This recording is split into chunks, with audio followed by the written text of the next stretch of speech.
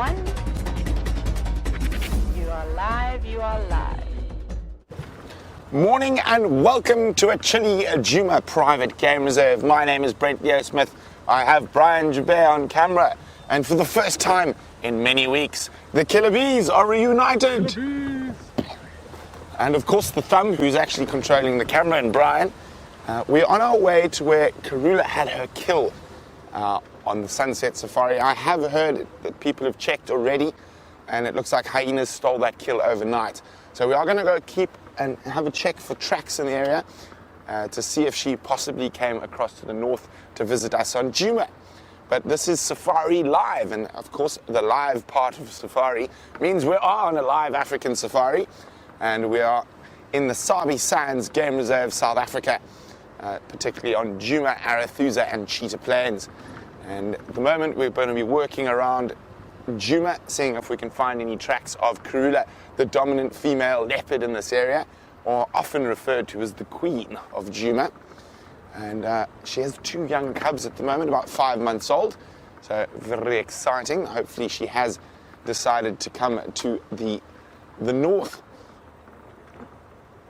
Now also, if you want to ask me a question, feel free, or Jamie a question for that matter, to do it by using the hashtag Safari Live on Twitter, or send an email to questions@wildearth.tv. So it's Jamie and Gendre out on Maggie the Mahindra, and in Final Control, I'm not actually sure, I saw all 3 Final Control ladies up this morning, so there's a combination of Kirsten, Louise, it is Kirsten and Louise, and they'll be fielding your questions and sending them through to us out on the drive.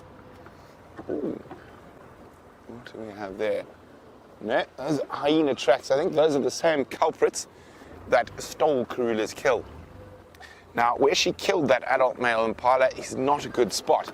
So hyenas and lions both like to use main roads like this as highways, and the kill was right next to that main road. And it's about 12 degrees Celsius, which is 52 or 53 Fahrenheit.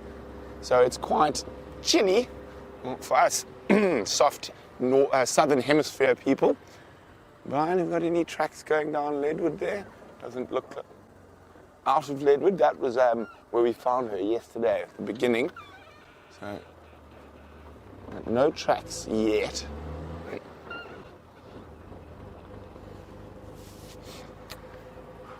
Hello, Victoria. Welcome on the Sunrise Safari. Victoria would like to know, what is the best time to see animals? Well, Victoria, that would be now. And in the early morning and the late afternoon is the best time. And that's why we're on drive at those particular times, because it is the best time to see animals.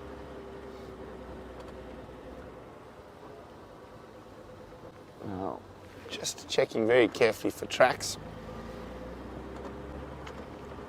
I have my cup of tea because it's very cold. I have Earl Grey this morning. Feeling very, very posh. Okay, here's a good spot to check for tracks.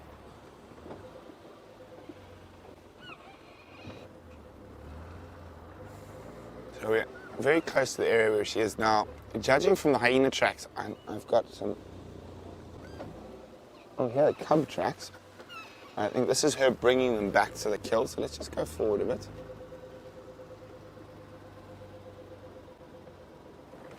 And I said, unfortunately, the hyenas have walked down this main road and the kill was off to the south. So there's a strong possibility they've chased her to the south. But there's a nice little river system here that she might utilize.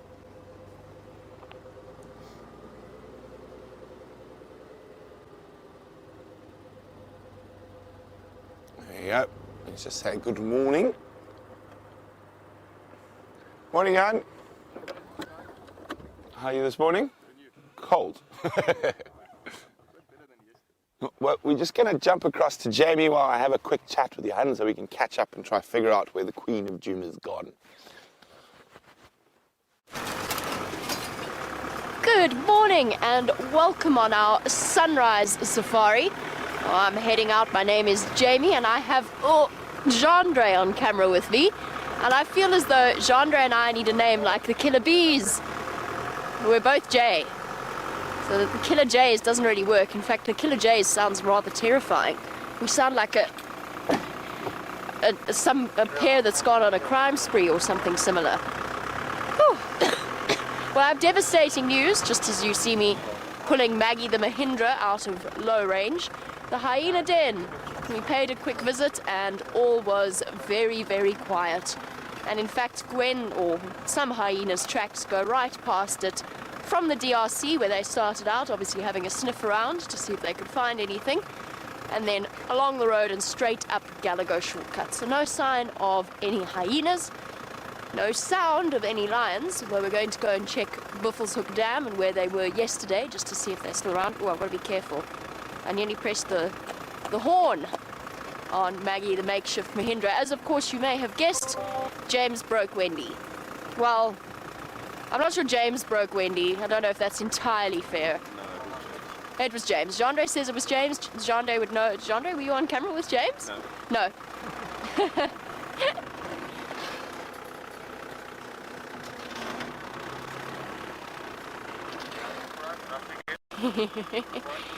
Gary would like to know if there is perhaps a connection. There's lots of hyena tracks here, by the way, which is very, very positive, because there's lots of big tracks and lots of little tracks, which suggests that it is not just Gwen anymore, and perhaps our lovely hyena clan has decided to come back and pay us a visit, because their tracks are absolutely everywhere here.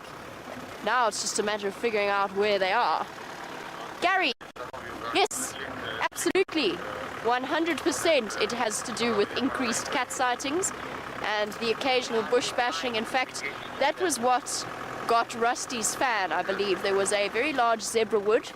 By his own confession, James found a very large, very solid, very spiky zebra wood, and he accidentally drove over it, and that did a little bit of damage. Mostly though, if you think about how hard our cars work, our vehicles work, twice a day, and it's not for 3 hours, it's not for just for the portion of the show that you see. We've got to get places, we've got to get back, so it's basically 8 hours a day on terrain that I wouldn't describe as easy. It's not your average drive down a suburban road. And then if you calculate the fact that Wendy is almost as old as I am, as is Jigger, as is Rusty, a little bit younger, but I mean, they're reaching their sort of 20s, they're no longer teenagers, and you get an idea of just how much they are struggling. Not struggling, they'll be absolutely fine, but things break, it's just the way of things. A vehicle is what happens to vehicles out here. We haven't even had any wild dog chases for a long time, Gary, so I don't know, it's a combination of things. Wendy's slave cylinder did break a while ago. Remember when I was trying to change gear and I couldn't, and we knew that she'd blown a seal there. It was replaced, but something else has gone horribly wrong with her clutch. That's just the way of things. But that's okay, because Maggie the makeshift Mahindra is out and about.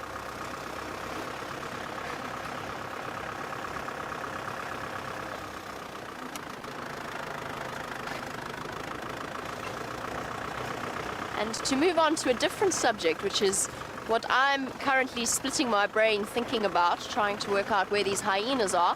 Red Dog, in terms of how old hyena cubs are when they go to the kill, there's some very interesting research that suggests that that age varies depending on whether the mother is high-ranking or low-ranking.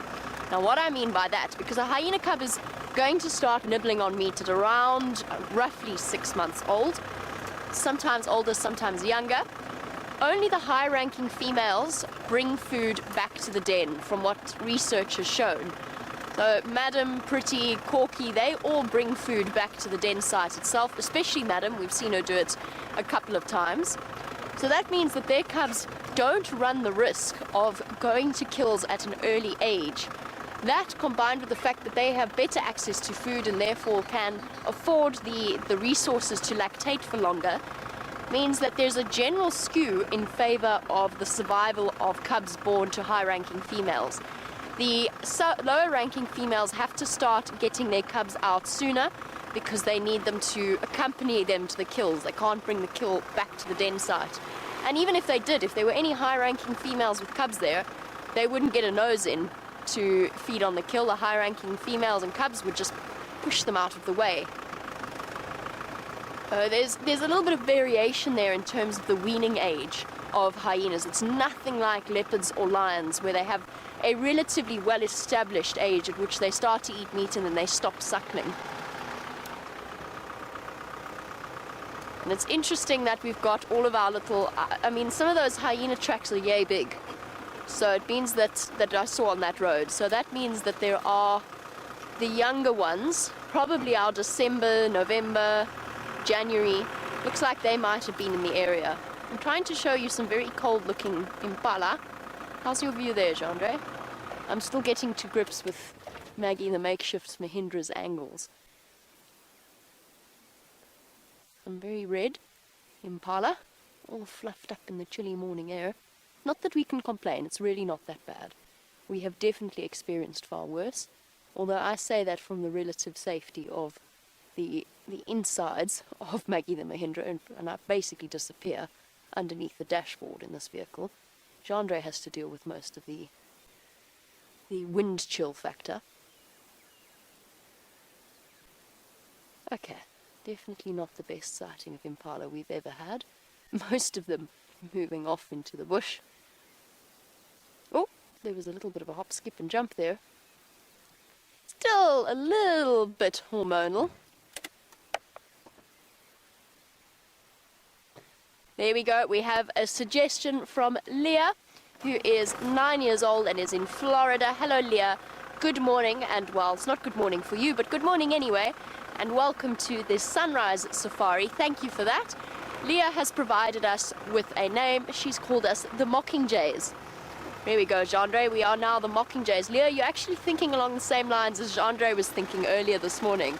Jandre also suggested the Mockingjays. So the Mockingjays it is. I'm not sure what we're mocking just yet. But we'll have to try and find our South African equivalent of a Mockingjay. Jen B says the Jazzy Jays. Yes, Jandre? No. Jen B, I'm not sure. I'm not sure that Jandre feels jazzy. Do you feel jazzy this morning? Jubilant. Jubilant. The Jubilant Jays. Trying to... No, my mind's gone completely blank. I think mocking jays is probably a good one. We can mock... I don't know what we're going to mock. We'll mock something. We'll mock Kirsty. That's what we'll do. Kirsty, of course, being our lovely director.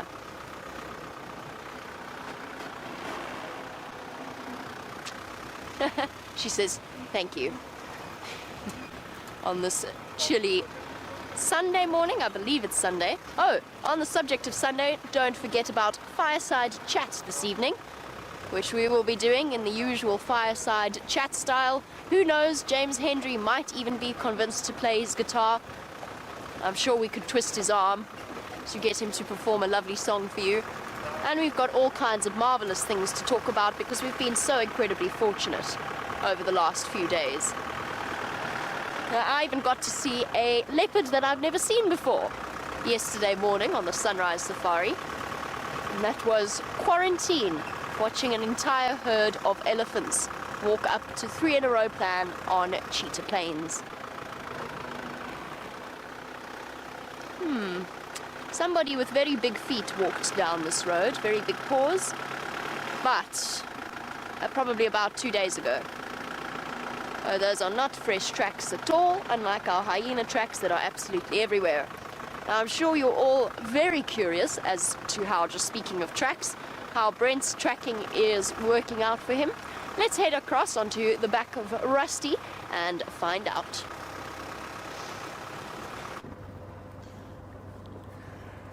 Well, unfortunately, no tracks of the Queen head north. So it looks like, as I suspected, those hyenas would have come from the main road and chased her south.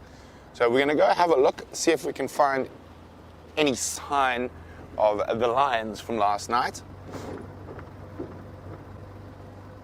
And I will be keeping my ear to the radio, see if there's any updates from down the Cheetah Plains area. Although I think I haven't been to Arethusa since I've been back, so maybe a little meander to Arethusa might be worth our while. And you've got a little bachelor group of wildly beasts hiding in the thicket there. How's that, Brian? I think that's about the best we're going to get. There. Hello, Gnu. They are such incredibly funny looking creatures. And even though they look like a cow, they are not. They're an antelope. Gnu. And that's where that name Gnu comes from. So when they communicate, and especially when they're in big herds, you hear them, they go gnu, gnu, gnu. Now, the name wildebeest is originally from Dutch, and it basically translates to wild cow. And when the first Dutch settlers arrived in the Western Cape, around Cape Town, there would have been wildebeest on the plains in that area. And I think it's possibly one of the first animals the European, or the Dutch European settlers saw out on the plains, and probably at a bit of a distance, and it does look a little bit like a cow. So I think that's where the name, the wildebeest, comes from. And a wild beast, or a wild cow. There you go, crossing the road.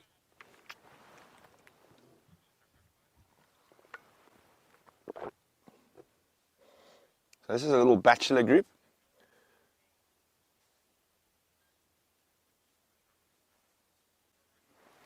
Oh, hang on, I just heard some.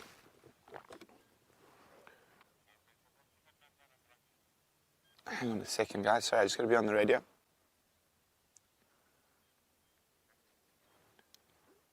F, what you got there? Copy, I'm on Cheetah Cut Line. Do you think I've got enough time to get there before she crosses north?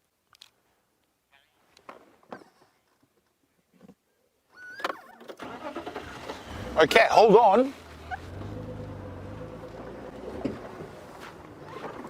We're going to turn around because there is a leopard. And I'm going to have to speed because she's going to cross out of our traverse area. And while I speed, let's go across to Jamie quickly so I can concentrate on not wrapping ourselves around a tree.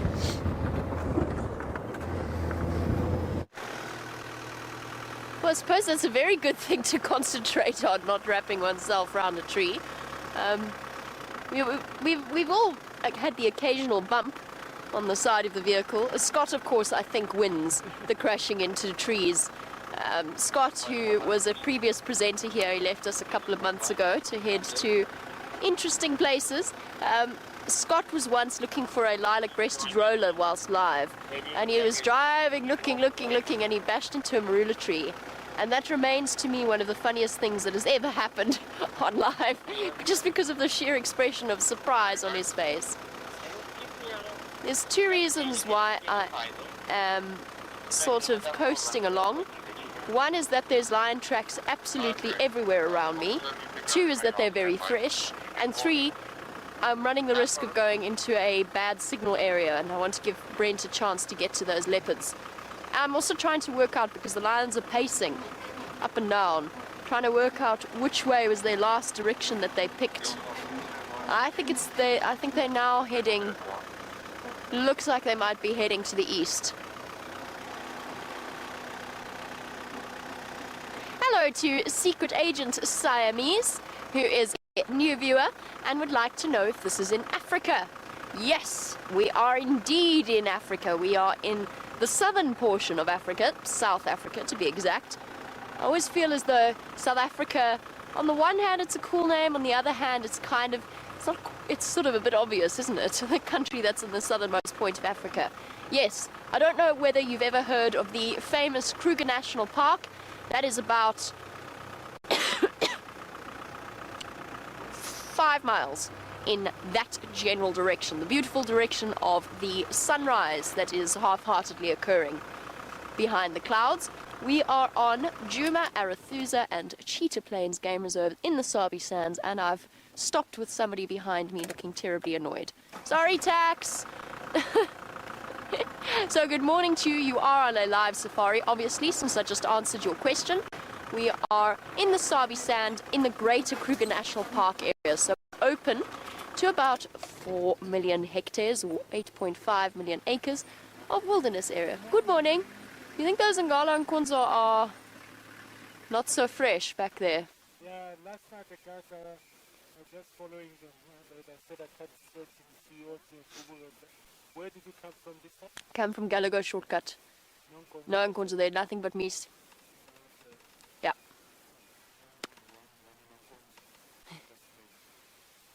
That way? No. Okay, we'll come help you. What's your route from here, Tax?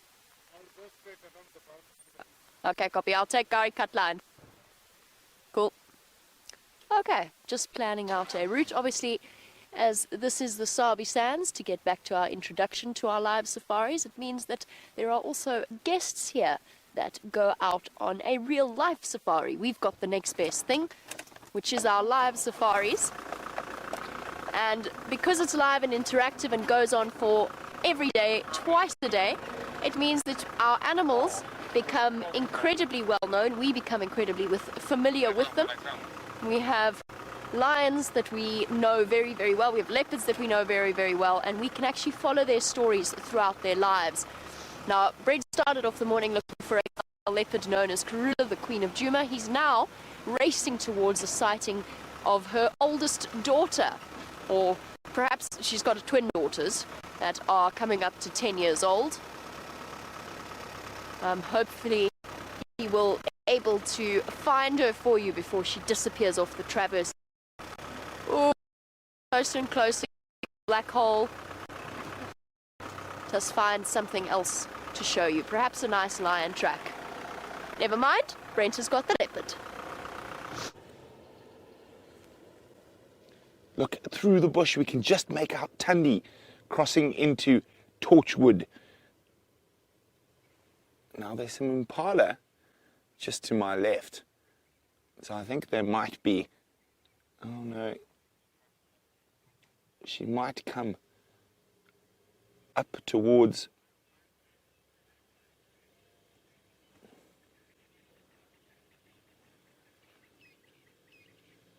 oh no, she's heading further, almost straight west. But this impala herd, do you still see it, Brian?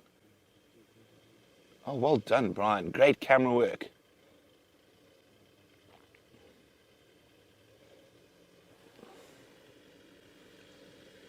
Okay, so I'm trying to decide now. I just want to watch the other vehicles. If she comes around, we might be in a good spot sitting here. Morning, morning. How are you this morning before? Cold. Katiti met.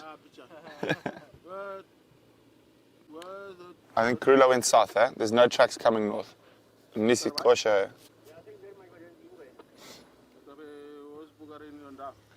Sorry guys, I'm just having a quick chat. Has no one gone to plans? I think I might go there if no one's there. Morning, morning.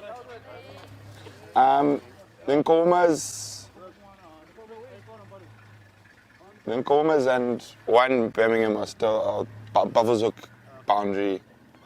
Come on. Yeah. Okay, enjoy. Okay, so guys, as we said, Tundi, we just got the most brief of brief visuals, and I'm trying to think now. I can't see where the vehicles are going, but the impala I was talking about, that she was jogging because of, there could be more lower down, are just opposite us. So there we go, you can see the herd of impala there through the bush.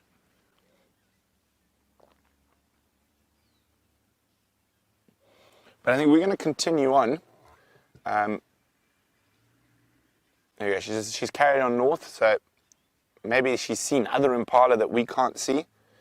We're going to, I think since we're here, we might as well go check Cheetah Plains. It sounds like no one is there. And there's a lack of water around, so maybe Mr. Q's come back to 3 in a row pan, or maybe we'll get lucky with Nkanyini.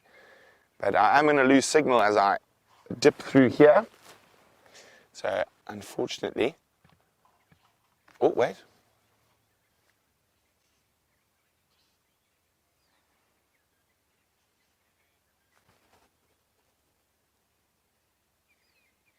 Sorry,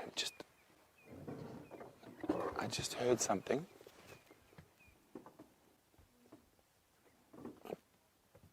One of the Impala started looking quite alert, but no.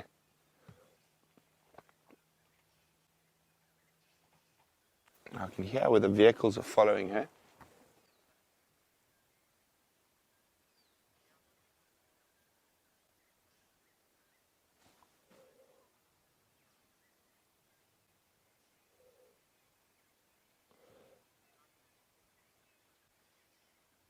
So we're going to leave. I said we're going to head towards Cheetah Plains, but Jamie has got the only animal out here that can compete with Brian and myself's mains. So let's go see what it is.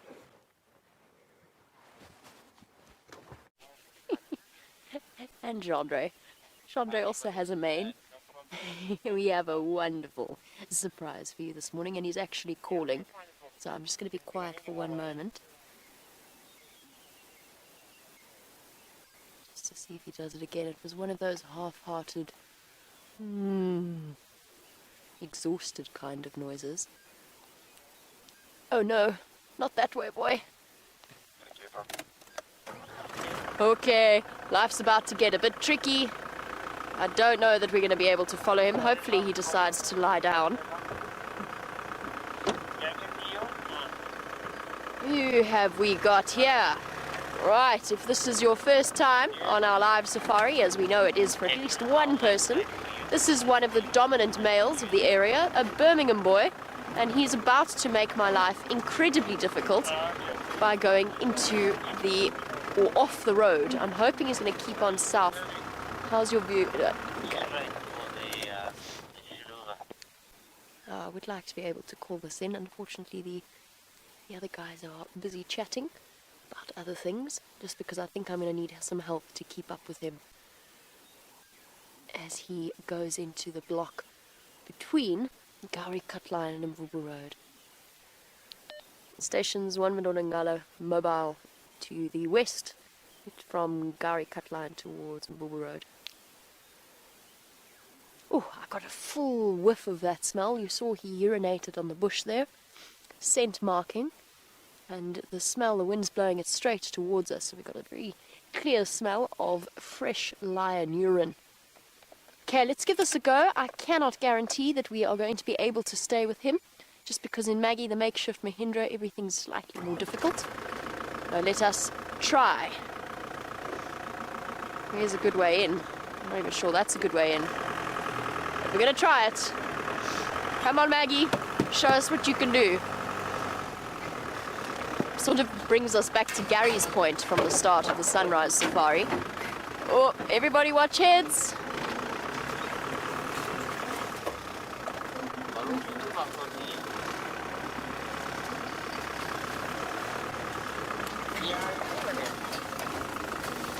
And eyes and all extremities. I want to try and stay with him because I think the other lions are somewhere in this block.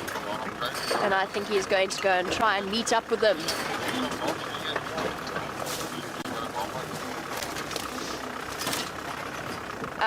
Where to next? This way. Everybody look out for good places for us to drive.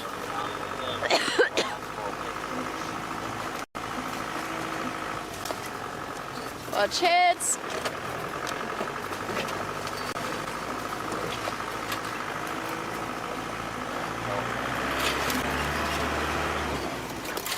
You go, Maggie. Show us what you can do, Maggie. Well done, Maggie.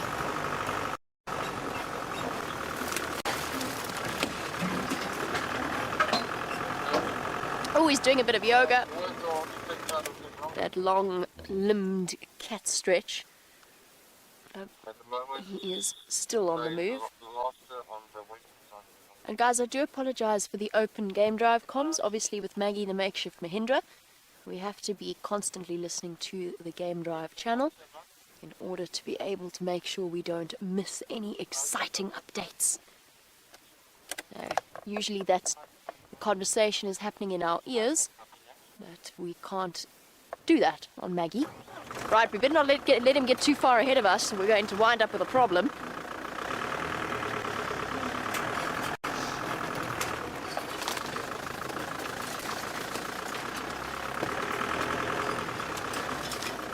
Joey is wondering about our olfactory update for the morning, having just smelt our lion's fresh urine smell, and we're about to smell it again here because he did mark this apple leaf. Come on, Maggie, come on, Maggie, come on, Maggie. Yay. Okay, can we do this? Yes, we can. Of course we can. We're going to get covered in lion spray. Ugh, gross. Sorry, Jandre. We're going to smell like lion for the rest of the day. So Joey, not Maggie, sorry, that's the Mahindra. Joey, lion urine smells a bit like very strong cat urine. Very, very pungent. But is it true that leopard urine smells like butter popcorn? Yes, apparently to everybody but me. So I don't smell it, personally. I don't, somehow there's something in my brain that doesn't interpret the smell that way. Oh, he's getting very far ahead of us. Come on, Maggie. I don't smell it that way. I smell it as just urine. Everybody duck. Oh, there's a lot of stumps here. Come on, Maggie. You can do it, Maggie. Need to up the pace a bit or we're going to lose him.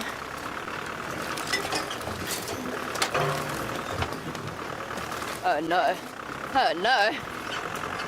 Round we go. Are we going to make this, Chandra, with the antenna? Well done. Joey, I think leopard urine smells like cat urine, but apparently to everybody else in the great wide world, it smells to them like buttered popcorn. I don't know what it is about my brain that doesn't interpret that smell that way, but such as it is, I don't feel that it is. That's the way it smells. Oh, good. Oh no. Oh no, not the monkey orange thicket. We can't. We can't. Pardon? Hint of paprika. Ah, hint of paprika. That Jandre smells. Goodness, that's very specific, Jandre. I'm not sure I would agree with Jandre, but he may well be correct. My sense of smell, especially this morning, suffering a little bit from the dust.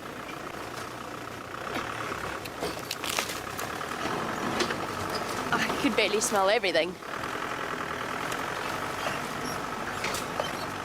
Where are you going, boy? Okay, guys, just a quick update for new viewers. As we drive through the trees, everybody duck.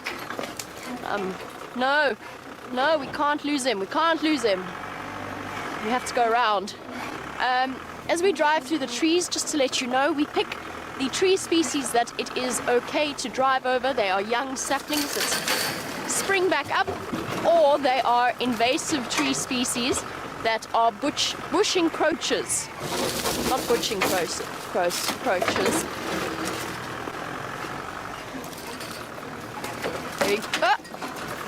Ah! Attack from every side.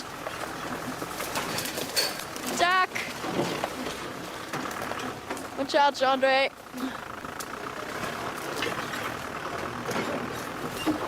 Oh no. Oh no.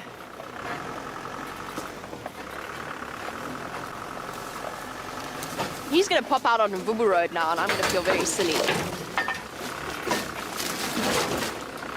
Side mirrors are very silly. Okay. Brent is up and running on Cheetah Plains. I need to concentrate, obviously, because things are a bit tricky right now. So let's go over to him.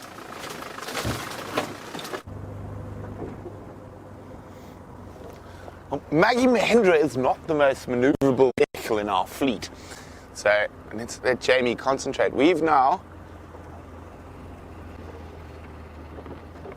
made our way, let me just turn that down, to Cheetah Plains. and I'm hoping for quarantine, but I'm also hoping for cheetah. So we're just going to go very, very slowly, have a look what's happening down here, and I'm always very excited when I learn that we are the only car on the whole of Cheetah Plains, and that we are this morning. So very exciting. We have the whole wilderness area of Cheetah Plains to ourselves, and hopefully it won't disappoint. It definitely hasn't been disappointing in the last few days. We've had some fantastic sightings here. Let's have a quick look at the road junction for trucks.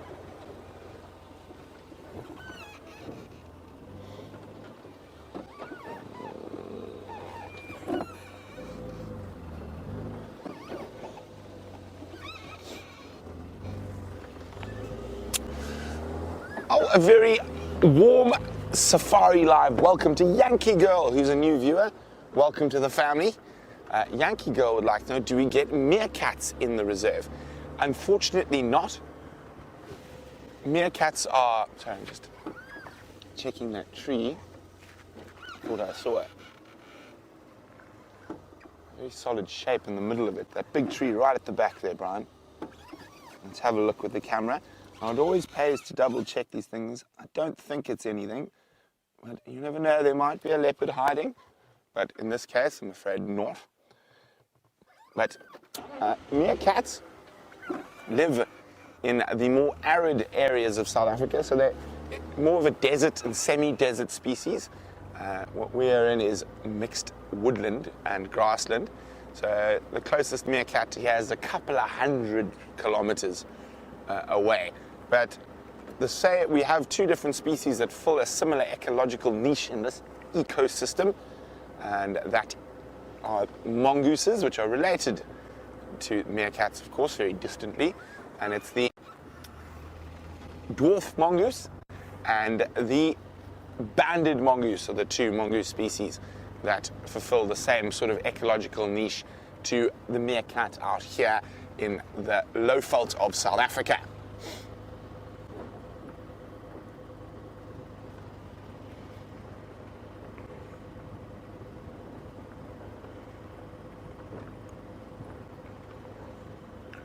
Okay, so no sign of any tracks yet, but we are in the middle of a drought, so we are going to check the water holes first. And there's a bit of cloud cover moving in from the east. Now, my favorite sport is a sport called rugby. And some of you might know what it is, some of you might not. So, oh, beautiful big herd of impala. Last night, I was watching some rugby that was being played on the east coast of South Africa, and there was a lot of rain. So this could be the tail of that cold front that's coming through. Hello, little boy. You can see that's a little male. With impala, only the males have horns. And can you believe he was born probably sometime between November and January. And so he's not even a year old. And there's a little female of about the same age, that one there, and just to her left is an adult female. And you can see they're all very, very puffed up and reddish this morning, and that's very common with all the animals out here when it's a very cold morning. They puff up their skin, they catch a layer of air between their fur and their skin. Oh, spasm. That was quite funny. Yes, I'm sure we can all relate to that. As you get out in the morning and you've got a funny limb or whatnot, and just kick it, loosen it up. There we go. You can see the difference between an adult female and a young female there perfectly.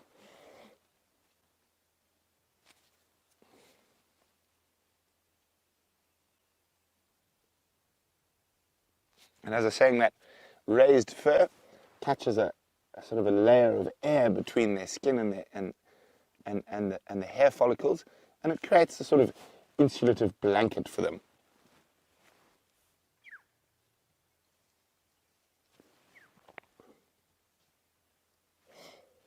Incredibly alert animals, impala. You have to be. I mean, lots of different things eat you. They're eaten by lion, leopard, wild dog, cheetah, hyena.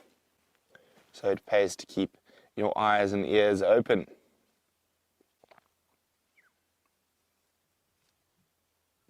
Okay, well, let's keep moving.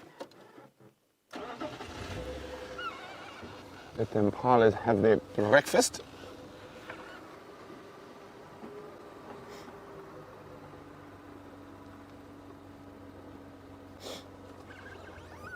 Now, a very good morning to Karen.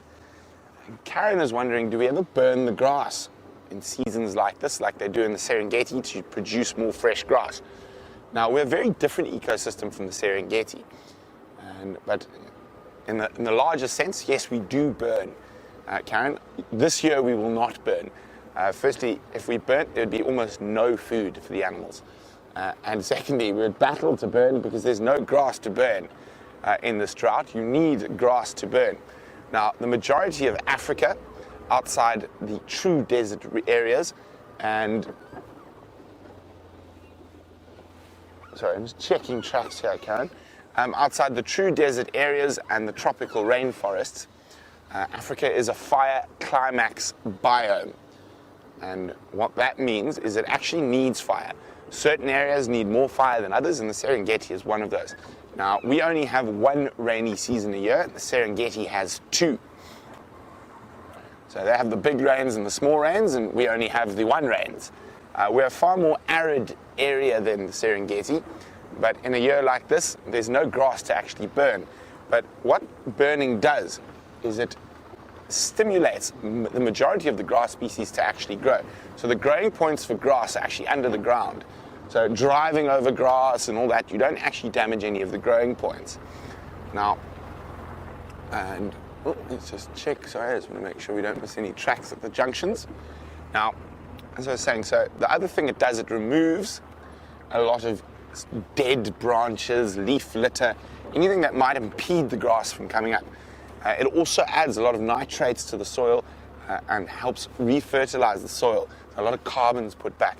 So fire is a very, very important thing in Africa, and for many hundreds of thousands of years, fire was controlled at complete random by a strike of lightning or something like that.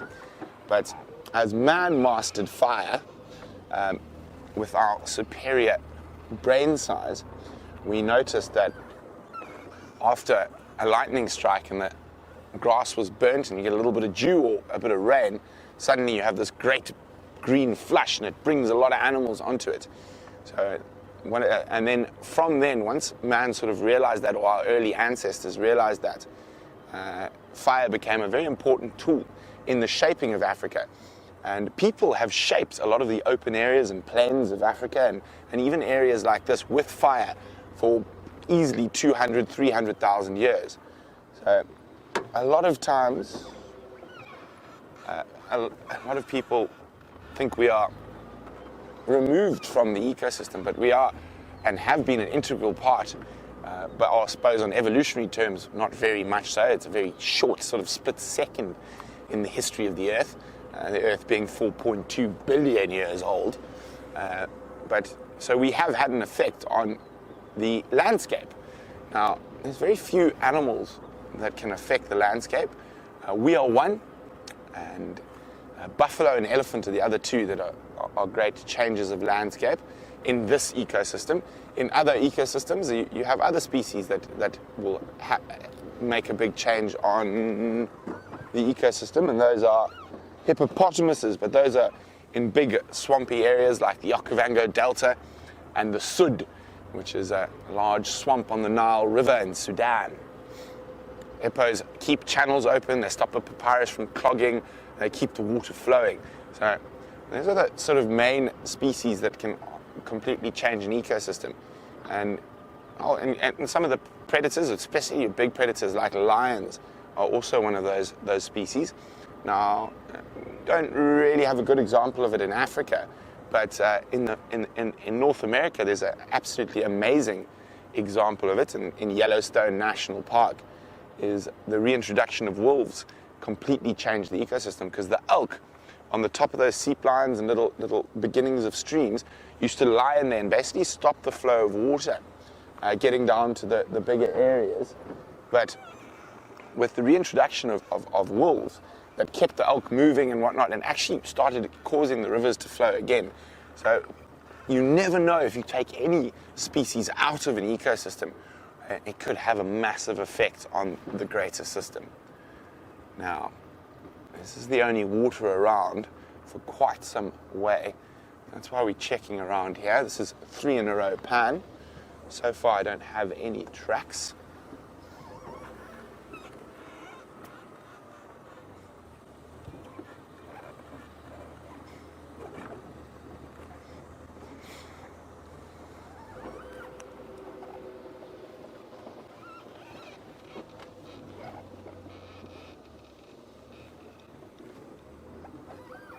The only resident of 3 in a row pan at the moment, has taken off. Was a blacksmith lapwing. There's another one on that side there. Oh, it's going to land that side as well. And these are birds that are associated with water. A little bit to the right, Brian. There's one in the open. To the right slightly. Just keep same angle, just pan right. And stop. There we go. There you go, a little blacksmith lapwing. Now, certain lapwings, we find them quite often in the open grasslands, but this particular lapwing will almost always be found around water. So a little pair of them here, and they'll be pretty much resident in this area. Now, they get their name from the sound they make. It sounds like a blacksmith hammer tinking on metal. They're not really making too much noise at the moment. They're searching around for a snack. Oh, what's in front there? Cape turtle dove as well.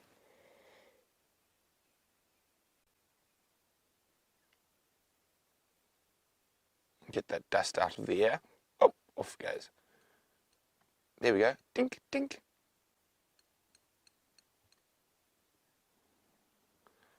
Oh, looks like that's a better area to look for a meal. There we go. So I'll let the blacksmith lapwing continue its search for morsels on the short grass area around 3 in a row pan. Christy's wondering, what is the chances of us seeing a female cheetah? Well, as good as any. I have found female cheetah tracks a few times. Now, a female cheetah will have a far more massive home range. They don't really have a set territory like the males, and they'll move in that area. The only time they really become stationary in an area for a long time is when they have cubs. Now, cheetah are very, very interesting in terms of big cats. Is the fact that they are the only cat species that needs a male population bias to breed. Now, when I say a male population bias, there needs to be more males than females for them to successfully breed, and a female cheetah will often pass up 3 to 4 male coalitions before choosing one to mate with. So having multiple male coalitions in the area she wanders actually stimulates her ovulation. That's one of the problems with cheetah and why they are an endangered species. There are quite a lot of problems, but that is just one of the many. And so every other cat needs a female dominant bias. So you'll have a male leopard and you'll have multiple females within his territory. And lions will be the same, will be a coalition of males and multiple female prides, but with cheetah, it's the opposite, and it's the only big cat that operates like that. So the female cheetah might be around. I have seen one since I've been here, but I was out on tracking team, and she was obviously coming from the Kruger, somewhere where she hasn't seen cars, and she skedaddled at a rate of knots at the first sign of a vehicle. But who knows, maybe our luck is on, and when we move towards the open plains, we might get lucky enough to see one.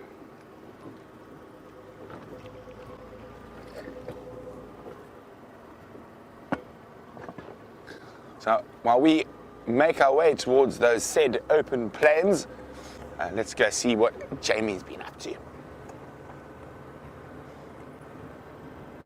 Jamie's been attempting to relocate those lions for you. Oh, by the way, there were two.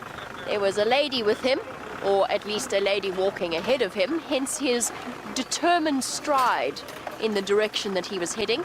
And we just caught a very brief glimpse of her before both of them went where no Mahindra has dared to follow or will dare to follow under my watch.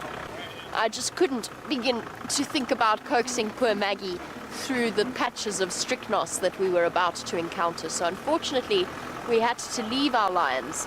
And I've been sitting sort of roughly in the direction that they were walking in the hope that alarm calls might... Oh, goodness, sorry, Jean-Andre, I nearly threw you off the back there.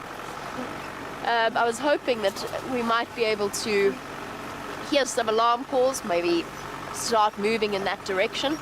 But so far all is quiet, and that's because this block is so incredibly thick that that I don't think they would be visible unless they were right on top of something. Unless they have a kill in there, in which case it might be worth heading further in. And just bear with me one moment, Mike would like to chat to me. I'm sure he's interested in these lions, and of course I have to be the bearer of bad news. Standing by, Mike. Morning, Jamie. I'm just heading towards Wilbur Road. Is that a correct direction if I want to boogie these Ngala? It's affirmative, Mike. You can take Wilbur Road and then turn east into that block and see if you can find them, because I'm sorry, I've lost them. Okay, copy that. Alright, I'll head that way. Thank you, Jamie. Okay. He's telling Mike that unfortunately this particular, what we call a block, it's the patch of bush between four roads, this particular one is renowned for being incredibly difficult to follow up upon. And we're just going to gently and quietly, not so quietly, do another loop of the area, see if maybe they've popped out. Now, we might not have the lions, but issuing forth from my vocal cords every now and again was turning this vehicle occasionally results in almost a lion impression, sort of that as you try and turn the steering wheel. And Natasha thinks that that was Blondie.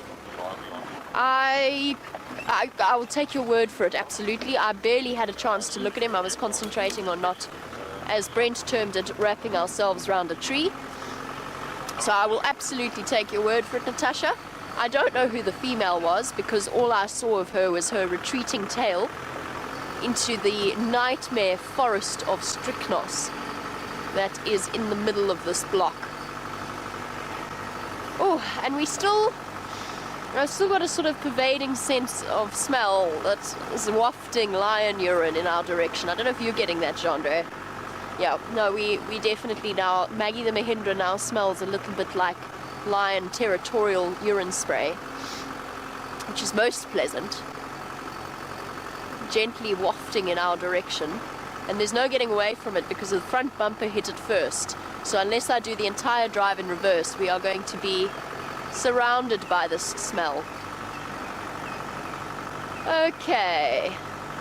No tracks coming out. No lions coming out. They might have just decided to lie down, as lions do. When they get tired of walking in one direction, they lie down for a while and then they get up and carry on. Now, we're not giving up hope just yet. The alternative, of course, is that they've got a kill. Apparently, we were speaking to Taxon. You were with us when we were speaking to Taxon about the fact that they were seen in that area last night.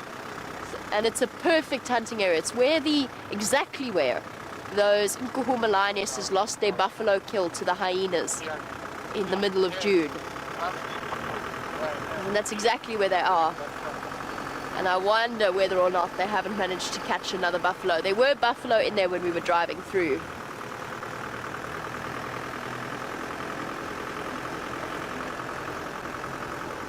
They could also be a courting pair. There's certainly been a great deal of that over the last 2 weeks. Melanie, how does the male pick which female to mate with? It's pure proximity, essentially. So if there is a lioness in estrus, the one closest to him gets mated with. And she often does a lot of the work. She'll do the approaching, she'll do the courting. So it's not so much a decision as the decision is made for them. Okay, just trying to think about what we're going to do. I'm thinking perhaps it might be worth moving into the block where we made a road. That might be the next step if they haven't popped out. I just want to speak to Mike quickly. I want to find out what his route is. Mike, what's your route from Road? Oh no, that's not what I meant to ask him at all. I'm still on Busselzoek cut line, but yeah, turning from Busselzoek, the cut line into Mvubu, and then I don't know. I was just thinking of driving the road and seeing if I can find any on Gonzo. Okay, copy, perfect. I'll just keep checking the fire break. They might have popped out north there. It doesn't look. I'm on Mvubu Road now. It doesn't look like they've come out here. At the moment, it sounds very fresh. Ngala looks like one my daughter Gonzo from Ring west on Gary Plains. Okay, I'm going to try and puzzle out what was just said. I think we might be in the wrong direction here. So while I work out... there we go. Trying to work out how he found lion tracks on Gowrie Main. So while Mike and I have a discussion, let's find out how Cheetah Plains is going.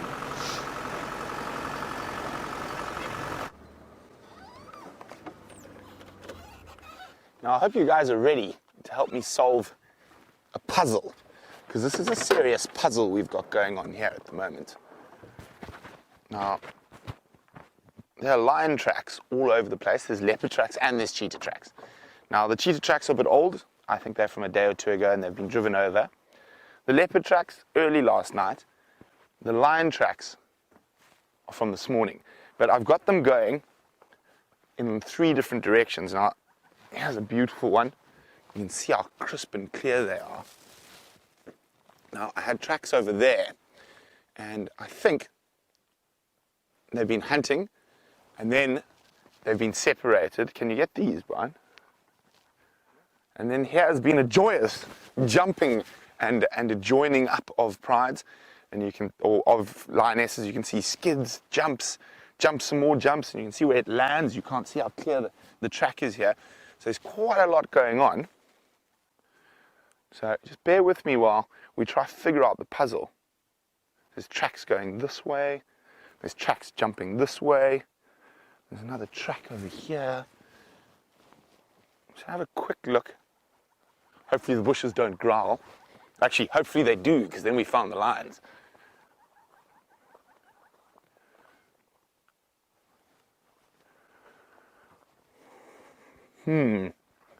Very interesting.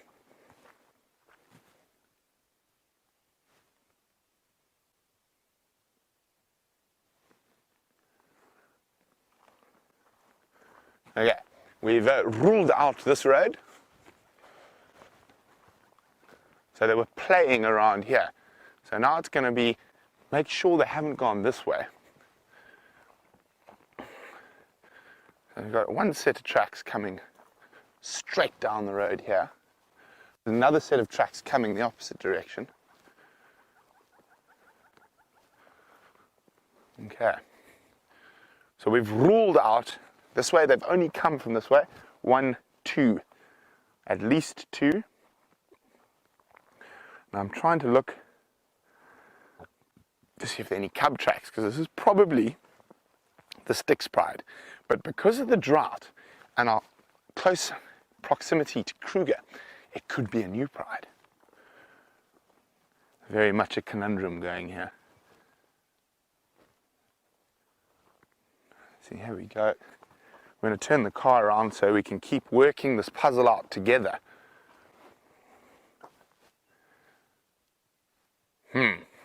Very interesting. like a good puzzle on a Sunday morning, you know. This is my version of the Sunday morning paper. So when you guys get to the Sunday morning paper, you go, some of you I'm sure will go straight to the crossword or what are the games in the Sunday morning paper? My Sunday morning paper is trying to work out where the lines went.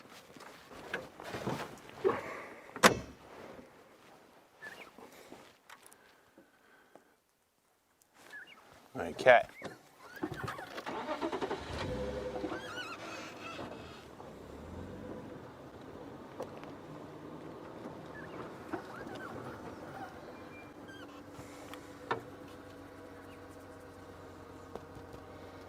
Now, let's think.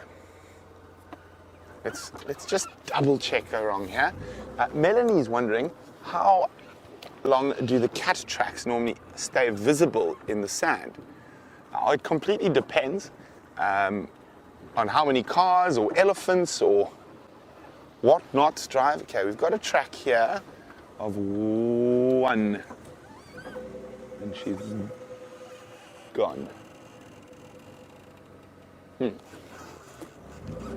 Now, in this very dry climate, if we don't have any windy days, they can last a week. If they step in some thick mud, they can last months. But normally it's a day or two. So if we get wind or a herd of elephants or a herd of buffalo, obliterate all the tracks. Yeah, we got one back.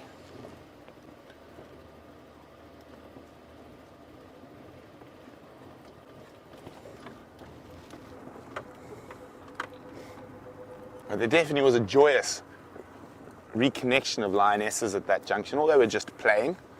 But just from the way we've got tracks coming from multiple directions, I think they tried to chase something and they failed. And there was happiness at finding each other. So what happens here is we try to make sure we've cut off all the other avenues, make sure we're going to go start looking in the right place. So I know it was here. Yes, this is where the old cheetah tracks are, so I know there's no lion tracks on this road. I've already walked and checked around here, and this is where the leopard tracks also go. Or was it the road before this?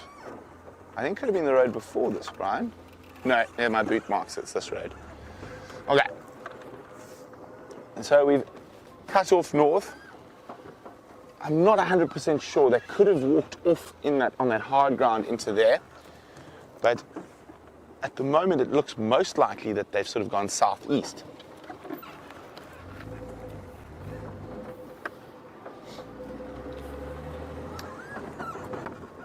Now for me, this beats any crossword puzzle in the world.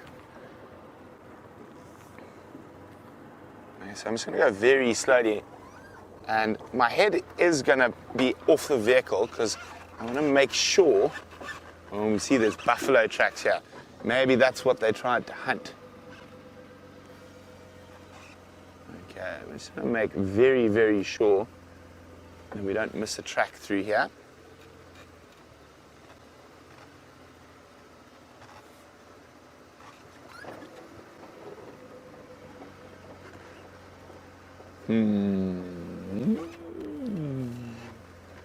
Where have you gone to?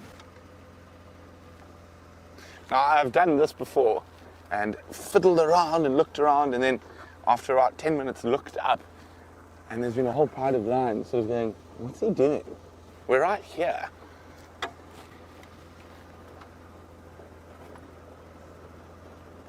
See, the problem is if they cross on the hard ground,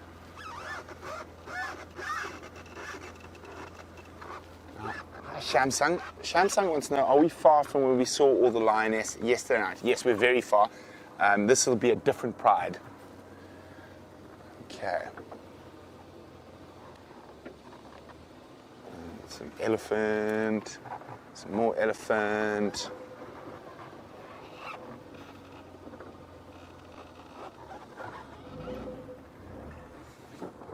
It almost looks like they've just disappeared into between these three roads. Okay. There's a track coming this way, so I'm just going to reverse like this so you guys can see and you can hear me while I'm going to have a closer look at the puzzle. Oh no, oh, then the puzzle changes. Wow. Here is a lioness at full speed. You can see how much bigger the footprint is, and you can see it's very indistinct because she's gone like that, sort of boom. Could be playing.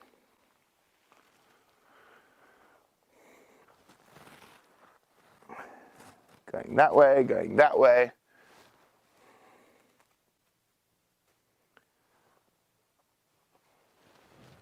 Let's see if they're not sitting on their paws watching me.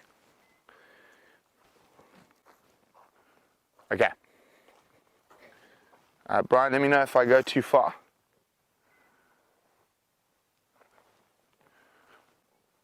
Okay, so it looks like I've got a good general direction now.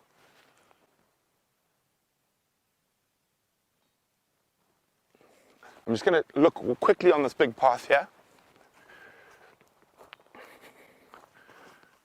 Okay, ba-dum. We've got a good general direction. So the first part of the puzzle is over. Now let's get on to the second. I think there's at least 3 lionesses here from the tracks I can see. And, oh, someone's on his way. I just want to have a quick word. Just because if he's come from that side, he might have seen tracks there.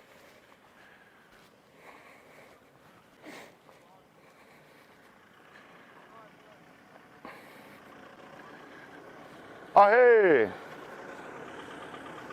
Got it.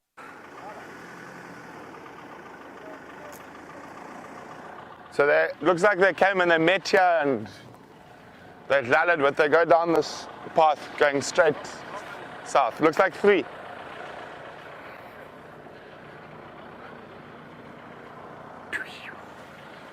Did you come around this side? Okay, I'm going to go back down towards CP Open.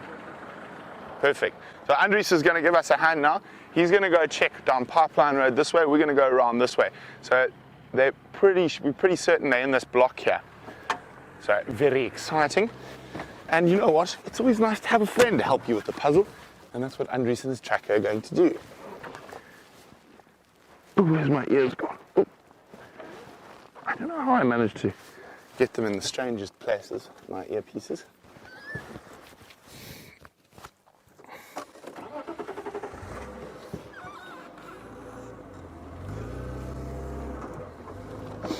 Wouldn't this be exciting if it's a new Pride?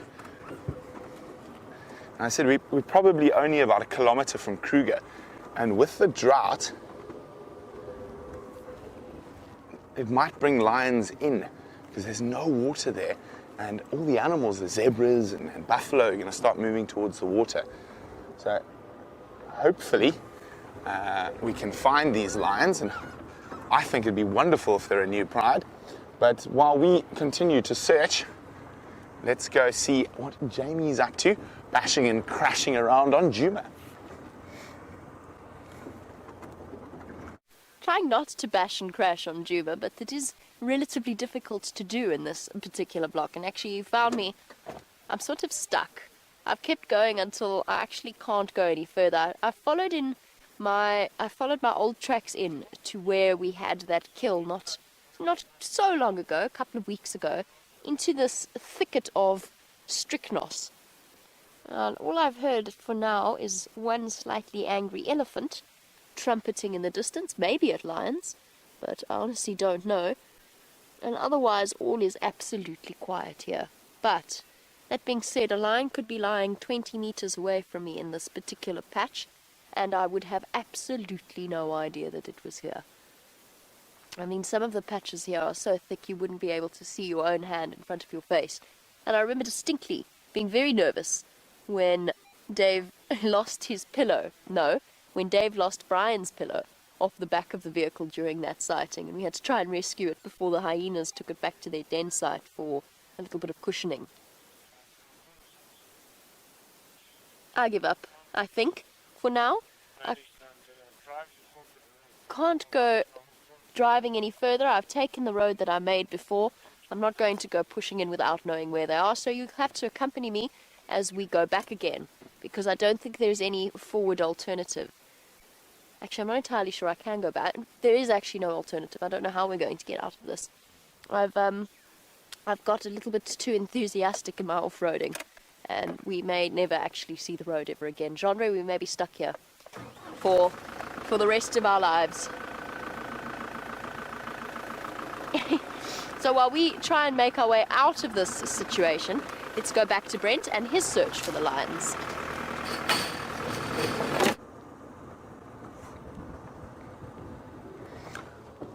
So I'm very confident that they came this way. Now, the ground's a bit harder here. So it's like the extra long part of the crossword puzzle. So the sort of 20-letter word or 12-letter word. So I'm going to have to go a little bit slower because the ground's a bit harder. Make sure we don't miss a clue. Now, there is a possibility they might have killed something inside here. I saw zebra tracks running zebra tracks coming out. So I'm just going to go very slowly. As you can see, the ground's quite hard here compared to where we were earlier.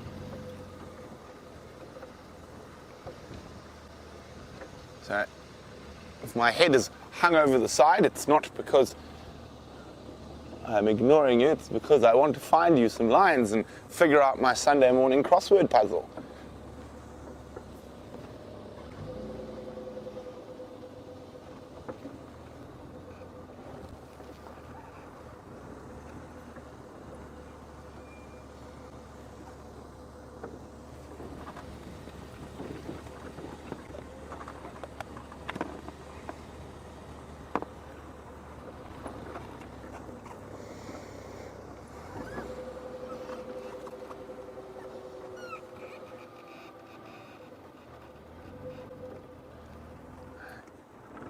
Shamsun is wondering, would another part of Lions fight the resident prides of Lions for territory? And would the Birmingham boys help defend them? It's a very interesting question there, Shamsun. So I think they would definitely fight for territory if they came across the sticks. But the Birmingham boys might see this as an opportunity to gather another pride of females into their harem. So it'd be a very interesting thing to say, and it could go either way. Loot. Nafamba back there and then Famanyao. I'll see you that side. So there we go. That's the plan. We're going to head back to where we had those tracks and we're going to go for a walk. We are going to keep checking. They could be on the move, so that's why Andries, who's helping me work out the puzzle, has gone that way and we're going to go this way.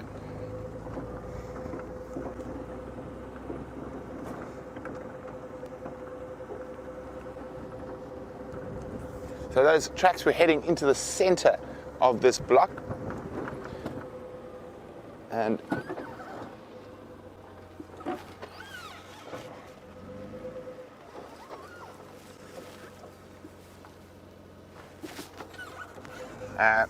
sorry, Shamsun, back there. So I said it's a very difficult thing. They might fight with those lionesses, but not for the reason to keep them out of the sort of sticks territory or anything like that. The reason they might fight with them is to try subjugate them to the Birmingham rule.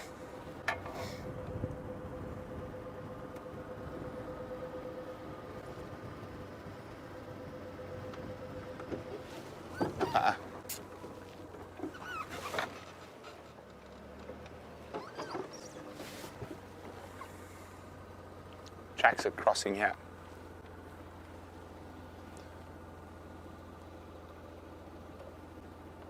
I'm just going to have a quick look. There's one track right next to me. I just want to make sure that there's more than one here and that they haven't split.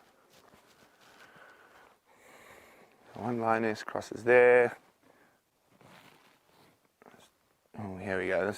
They're starting the conundrum again. There's a track going that way, there's a track going that way. So I wanted to check a little bit further up the road.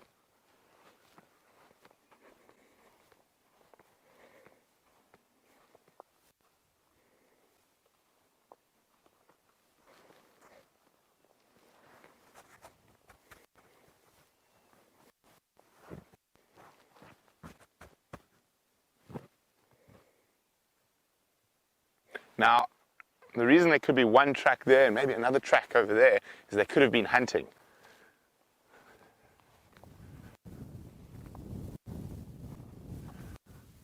Here we go. There's the second line S, and it's a running track.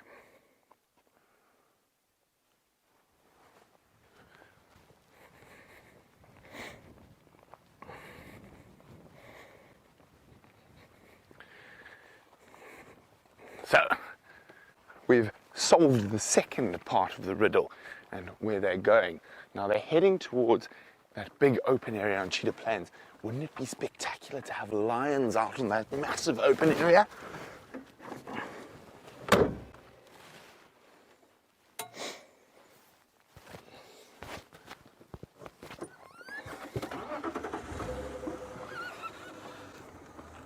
Andries? Yeah, Andries, I've got Nkonzo heading south towards CP Open. I'm going to head that way. Hi, Melanie. Melanie would like to know how many lions are generally in a pride. Now, it all depends, Melanie. You'll probably find during this drought that the lion prides are going to increase their size. But in the Greater Kruger Park, the average pride size is between 4 and 10 in this area, but and that's adult females, we're not counting cubs, and it can go up to anything. The old mountain pride back in my Kruger Park days was a massive pride. There were, I think there were 19 or 20 adult females. With cubs and males, they actually went over 40.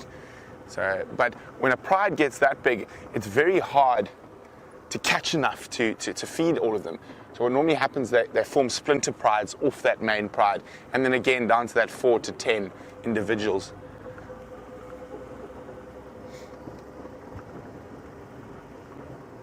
Okay, so concentration again.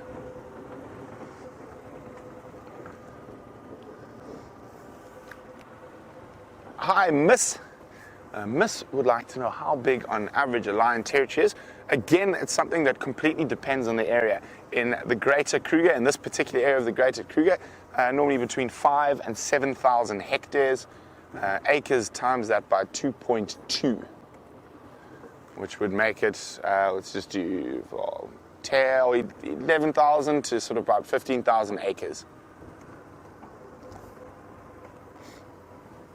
Yeah, we got some impalalas looking quite relaxed over here. And there's and Gnormless Gnorm in the canoe. I haven't seen him yet since I've been back from leave. He's been visiting other places. I'll show you now. I'm just gonna try make sure there's not a lion sleeping out in this open area.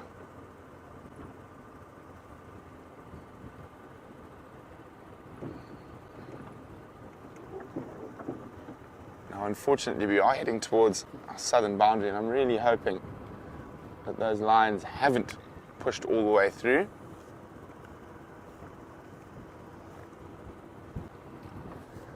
Okay, well, we're just going to go up here and give you a quick look at Gnormless Gnorman. Also double check to make sure Gnormless Gnorman hasn't been deposed while I've been on leave, and there's a new wildebeest on this open area.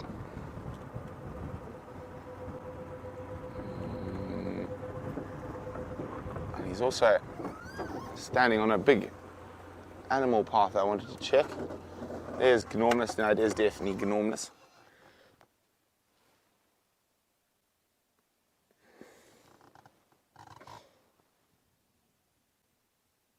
So, Gnormless enjoying his breakfast of short grass. Now, I am going to go try solve the next part of our puzzle. And while I do that, Jamie has managed to find a slightly easier track to drive on. I've definitely managed to find an easier track to drive on in that I found the road. But I think Brent's description of this being the equivalent of his Sunday morning crossword puzzle is probably one of the best ways that I could describe what we do. We're sort of going out playing one massive treasure hunt while we search for evidence. And our next clue was actually spotted by Jean-Andre, who is scouting in a very incredible way, considering he's got to be the cameraman as well. I'm just going to fix my hat. It's been knocked askew by the the bumping along that we've done off-road. I'm not looking at you guys right now, and that's because Jean-Andre found us the freshest track, and we can still smell them, but I think that's Maggie we're smelling. The freshest track heading in this direction. We know that they're here. It's just such a tricky area to find them in. And we're probably going to not give up for now. We're probably going to leave the area for now and then return back towards the end of the sunrise safari, because I'm not sure that we're going to have any luck. I think that they've gone completely flat, hidden somewhere just behind the trees. I mean, they could be right here and we're missing them totally. But Jean-Andre did find a very perfectly fresh track heading in this direction.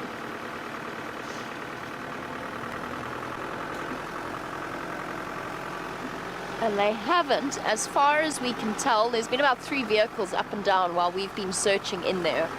They haven't, as far as we can tell, crossed this road. So, well, I think it's time for us to... I don't think they would have come this far north. I think it's maybe time for us to leave the area, see what else we can find, particularly if Brent is on a search for lions as well.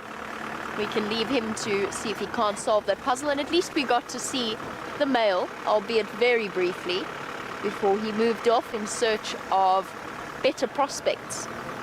And we'll do one last check along the fire break, and then we will carry on and head towards Buffelshoek Dam and Inyala Road drainage lines to see if there's any sign of the cubs, which of course... Thank you. Excuse me. Which of course would be absolutely wonderful. Sorry. This morning, for some reason, with all of the dust and the leaves and everything, since we've been driving off-road, it's made me sneeze terribly. Okay.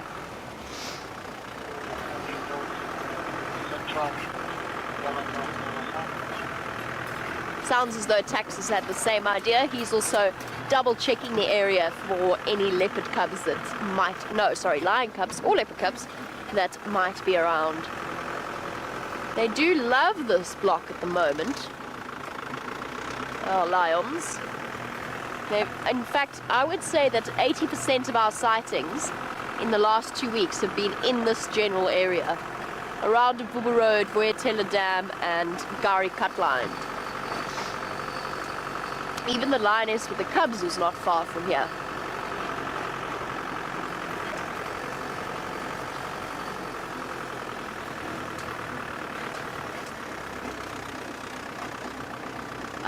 While we search along, Red Dog has got a question about how often we see feral dogs or feral cats on the reserve, and the answer is hardly ever.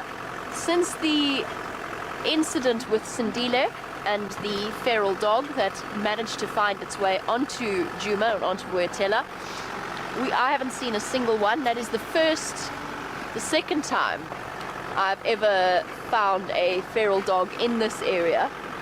So it's actually quite unusual for us to see them. They do get in. Most of them get eaten before we even realize that they're around. And the same goes for feral cats. I haven't seen any feral cats. They're not as common in the villages and the township areas as the stray dogs are.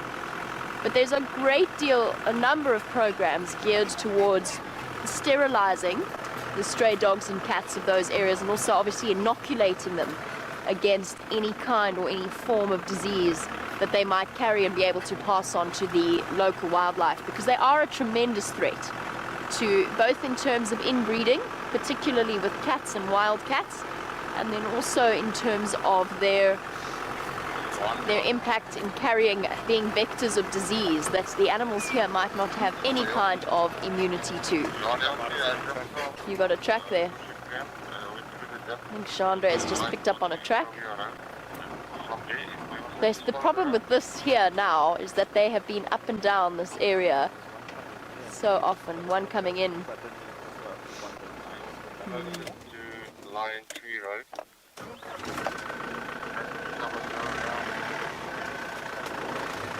got tracks going in on this side. This is such an awkward area.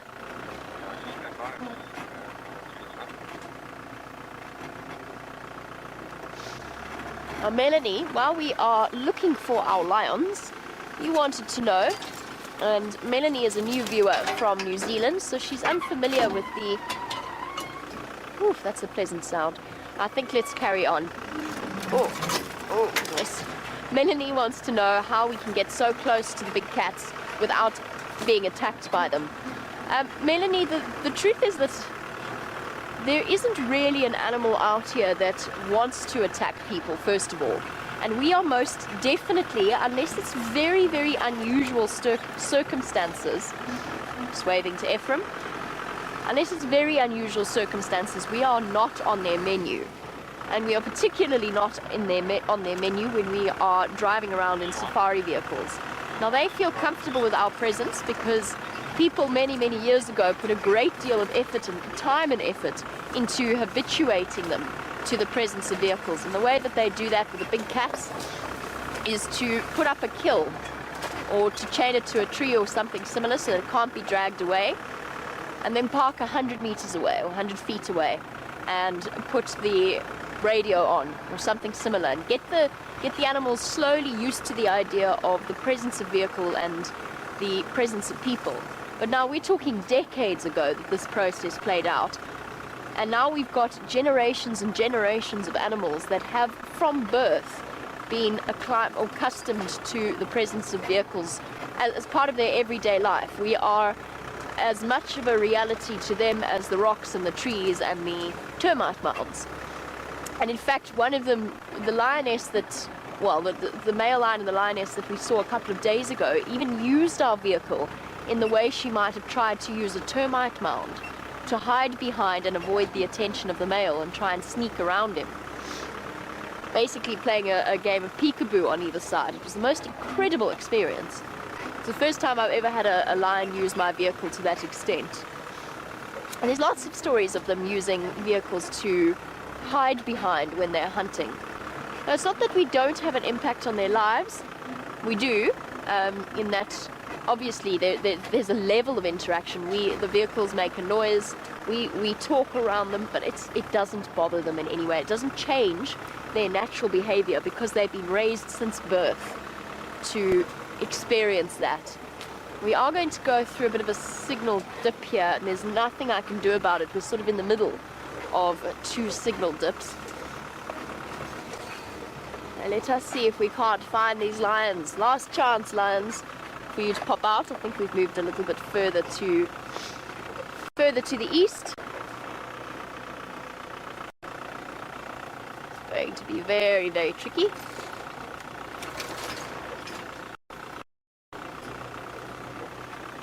And I'm just checking every single game path and so on for tracks. What's this? We cannot go any further or the signal will disappear. We're going straight towards the dip of the famous black hole area of Gowrie Cutline. And what it gives us an opportunity to do, I suppose, is to have a look at the strychnos that's in front of us, which is tricky for Jeandre, but this is the tree that made our lives very, very difficult in this particular patch of bush. They are a bush encroacher species which grow when areas have been overutilized or overgrazed, and of course this area wasn't always a conservation area, although we're incredibly fortunate that it is now. With its very dense, and it's got what is known as spines rather than thorns. So the spines are what actually create that sound as we drive through them and over them, and they're actually quite toxic plants. Maybe a couple of months ago, Eugene came to rescue us in the Mahindra from getting stuck in an aardvark hole, and one of the branches flicked up and caught him on the arm and scratched his arm, quite a small scratch, nothing serious, and he ended up with a very, very uncomfortable secondary infection. So they're not easy. And strychnos, the name strychnos, comes from the strychnine, or that's where the name strychnine comes from, is from the strychnos plant, one of the cousins of our strychnos, where they derive the poison from. the strychnine poison. Okay, as we go through the signal black hole, let's find out how Brent's line search is going.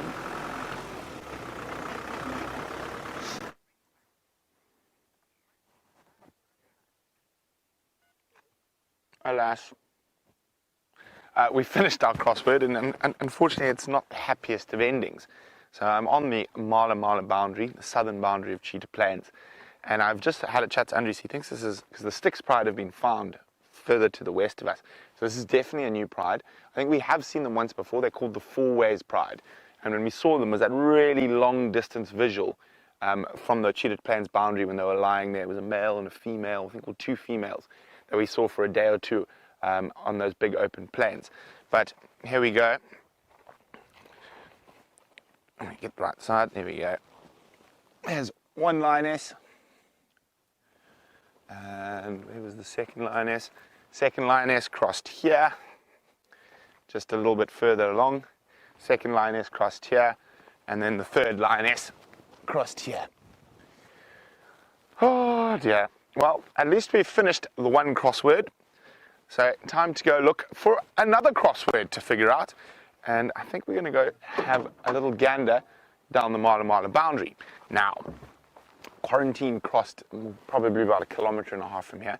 So fingers crossed he decided to make his way back on to Cheetah Plains. So let's see if we can figure out the next crossword puzzle. And hopefully, well, we finished this crossword, but we didn't finish it in time. So we didn't win the grand prize. So hopefully the next crossword puzzle we take upon, we'll finish the grand prize. But anyway, nice to know that we actually finished the crossword for as much as we could on this Sunday morning. So I've finished with the first section of the Sunday morning papers. Let's go look for the next. I did hear some elephants up ahead. They sounded like they were in the south.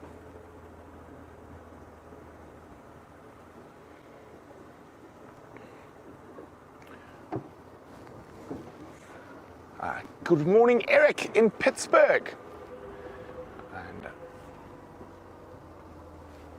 Eric is wondering what has been my favorite sighting since I started driving on Cheetah Plains.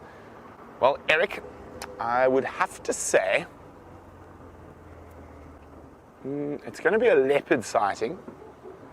And there are two that stick out for me. Three actually. And two involving Kanyini. First was when we saw her cubs and she was moving across the Kalkor Open, and this ray of light came out of the sky and shone upon her.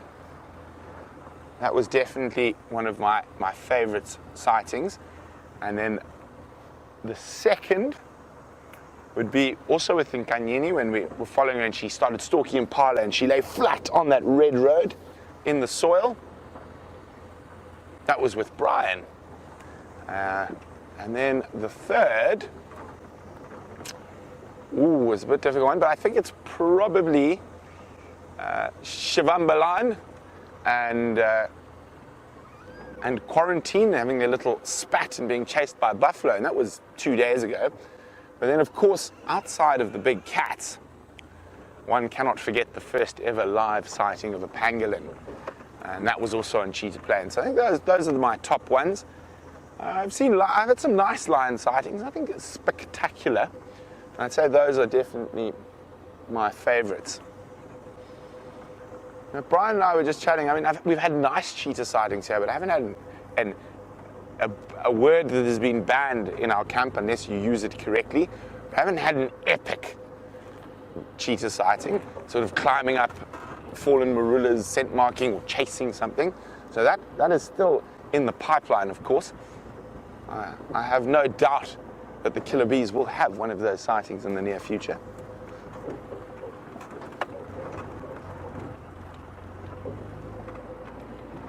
Okay.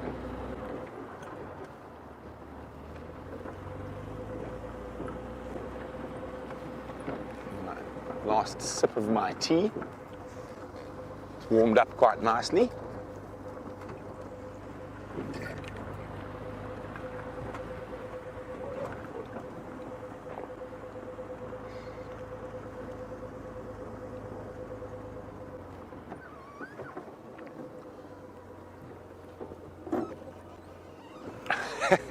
Hello, suspicious primate. Suspicious primate would like to know what type of tea I'm drinking. Did you see it, Brian? The top of this little... Oh, is he he's flown, don't worry. It was a little Battis. See if we can spot him in the next tree. But suspicious primate's wondering what type of tea am I drinking? Is it made from local plants? Now, the only time I drink a tea that is made from local plants is when I'm getting a cold or a flu. Then I will harvest a plant called Lipia javanica. Now, Lipia javanica is also known as Bushman's fever tea or wild mint. It smells very minty, of course, and you use that with honey, and it is a really good preventative as soon as you start feeling a little bit cold or flu-y. But other than that, no, I'm afraid my tea this morning is quite boring.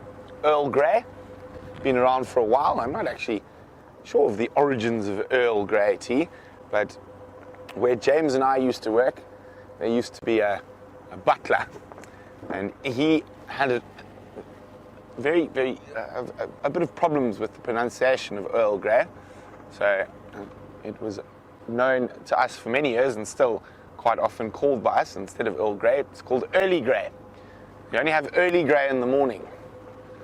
So old December thought it was Early Grey, and it doesn't matter how many times we tried to tell him it was Earl Grey, it was never going to be Earl Grey, it was only going to be Early Grey.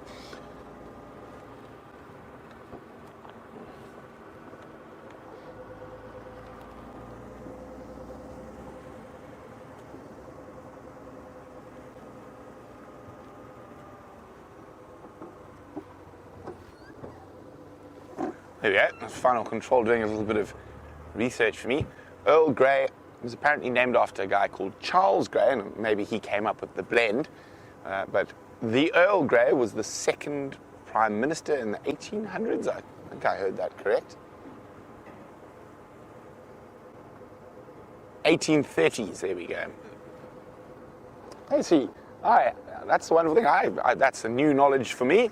But that's the wonderful thing about being out here. You do learn constantly.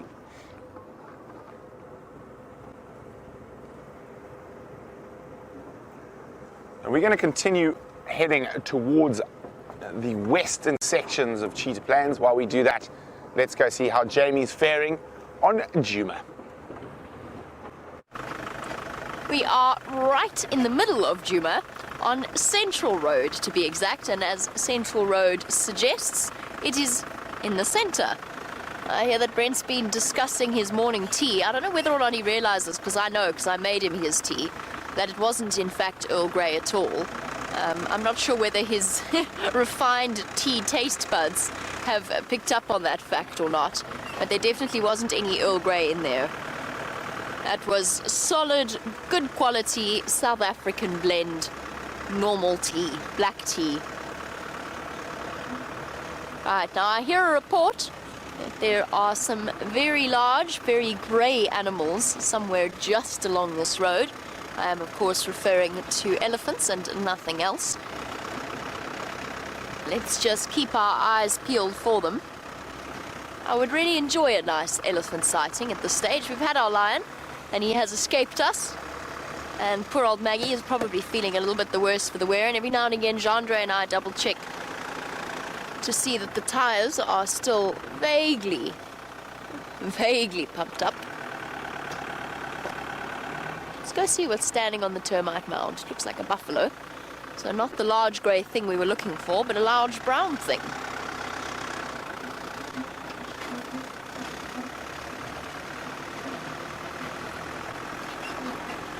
The wonderful thing about termite mounds, though, is that they give us a very different perspective on the animals that we see. Don't go running off now, boy.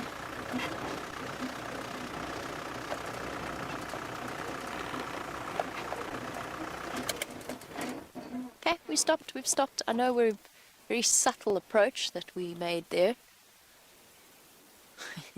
There's a figure that you would definitely not want to see bearing down upon you. An important lesson in making sure that you always check what's on the other side of the termite mound before you climb it. because you never know what you might encounter on the other side. And the grumpy buffalo bull is definitely high up on the list of encounters one would like to avoid on a Sunday morning. Now he's up on the termite mound because termites, as you can imagine, when they dig up from the depths of the earth, they bring that soil up from underneath the ground. They bring with it all of the nutrients that have been sheltered there for decades. And that means that very often you'll find good species of grass growing up on termite mounds, as well as some more nutritious trees. And just have a look. I don't actually even know if Jean-Ray can get this other buffalo. Can you get him there, or is he in completely the wrong place for that bar?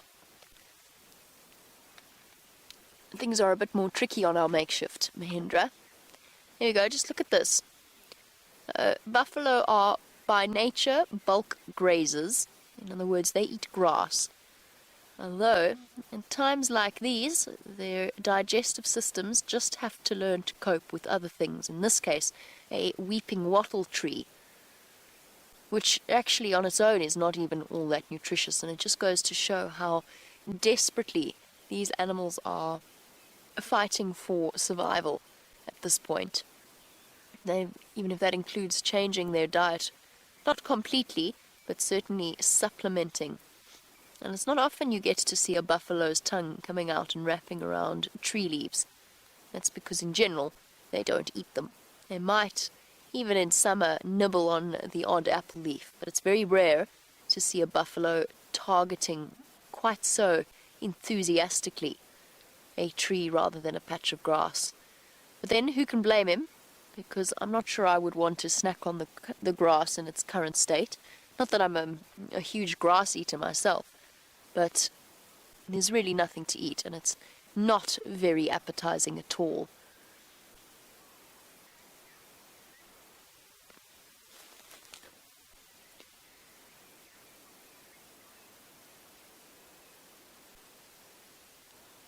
Now, a couple of days ago, and I still haven't relocated this particular buffalo calf that we saw, but a couple of days ago we had the most extraordinary sighting, Brian and myself, that we ended up being incredibly emotionally invested in, which was a young buffalo whose mother was struggling to get up and right herself after the birth of after giving birth to this little calf. And this poor little calf was so desperate, it was trying to suckle from a neighboring buffalo bull, which obviously wasn't met with much happiness on the part of the bull. Now, Tony, in terms of what's going to happen with all babies in the next few months, you were wondering if there's going to be less young born later, or if the young born are going to be weaker. I think that's probably going to differ from species to species. Impala, the wildebeest, and the warthogs, all of which have a very strict breeding season. There's a story that Impala can delay their giving birth in order to wait for the rains. It's not true. It's just because not all of them fall pregnant at exactly the same time. So it just depends on that season when they're all going to give birth and when they mated exactly to when they're going to give birth. I think Impala's young are going to be fine. I've just realized how much there is in terms of leaf litter in the vehicle with me at the moment. Maggie is now full of leaves. Mr. Buffalo, I'm not sure if no. Those are sort of meager offerings. Less babies, yes, probably. Weaker babies, yes, most likely. Elephants, buffalo, the bigger animals that are really going to struggle, I would say that they're going to be the ones that suffer the most. Warthog, you're going to see less offspring making it to full term, and less offspring even surviving once they have been born. So those are the animals that are going to suffer the most, I think. I think Impala babies are going to be the same. Maybe a little bit less, because the poor females, you can imagine the impact that a pregnancy has on their resources.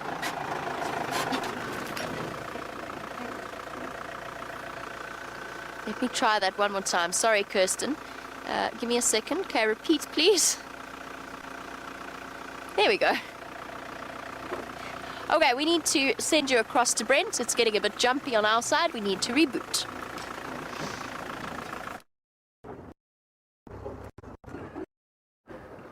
Well, welcome back. We've decided to check the western sections. Unfortunately, it doesn't look like quarantine is crossed around here. As I say that, now that confuses me a lot. They have right on our boundary, unfortunately, on our western boundary of Cheetah Plains. It's a crossword puzzle we're not even going to start. We have a look. Let me try to find a nice one. I think they are quite old, not old, yesterday. You see that there, Brian? Oh, you see the very distinct, let me get on the right side of the sun. 3 lobes at the back, but a very long and narrow foot. And then at the tip you can see there, 2 little claw marks. Now, this is not a male cheetah. This is a female cheetah. And we were asked about a female cheetah this morning. But she's managed to sneak through without anyone seeing her. And right across our western boundary in Cheetah Plains. I'd say she crossed here last night. Probably, or last night, or late evening last night. Came from there. Very interesting. Oh, wait, what was that?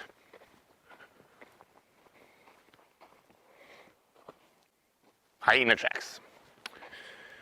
Very interesting. This is a crossword we're not even going to start because it will only last about 10 meters. I've just got a gut feeling, and Brian agrees, that we're going to meander our way back to 3 in a row pan. As it's got a bit warmer, possibly something might come to drink. Ellies, buffalo, maybe some zebra, but hopefully one of the cats as well.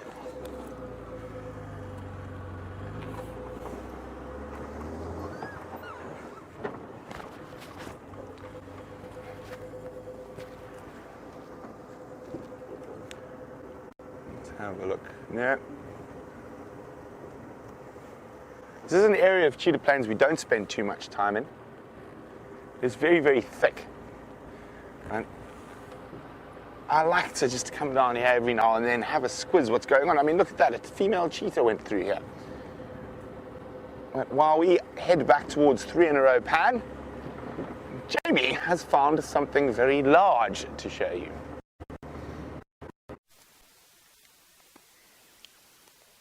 Here we go. This is what we set out for before we got distracted by the buffalo on a termite mound.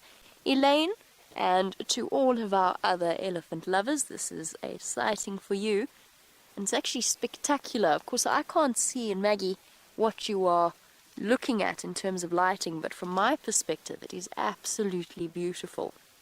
Just these enormous grey shapes hidden in the bright, bright green of the spikethorn thicket. And is just absolutely stunning.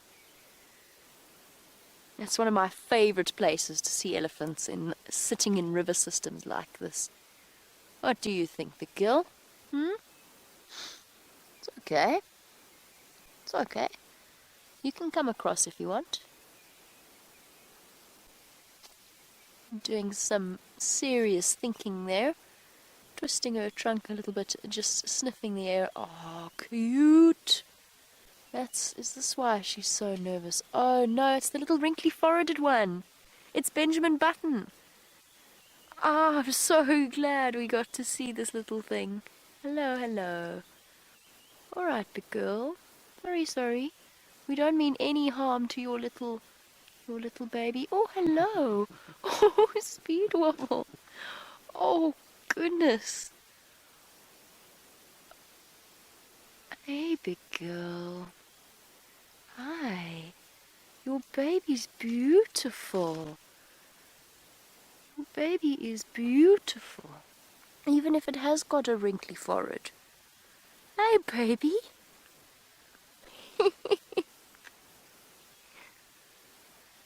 The baby that is only just a couple of weeks, if that, old, that Brent named something ridiculous like old before his time, and one of the other viewers had a much better idea and called it Benjamin Button, just because of its wrinkly forehead. Oh, hello. Oh, we're surrounded by them. Sorry, I know that this is really awkward for Genre here. Very difficult position. Hello, big girl. Hi. Your baby is absolutely gorgeous. And I understand that you're feeling very protective because you're a young mom, youngish mom, and this little baby is absolutely minute. It's the wrinkliest baby elephant I ever did see. I know you can't see it at the moment because it's hiding behind mom, but it really is the wrinkliest baby elephant I have ever seen. It's incredible. Hello, Benjamin, hiding behind mommy there. We don't see you, but we will in a moment. Poor Genre attempting to. Hello, big girl. It's okay. It's okay.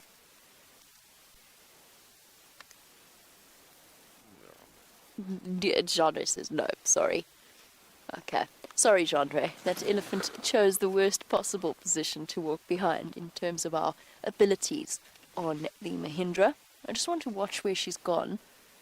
I can't see either, so, you know.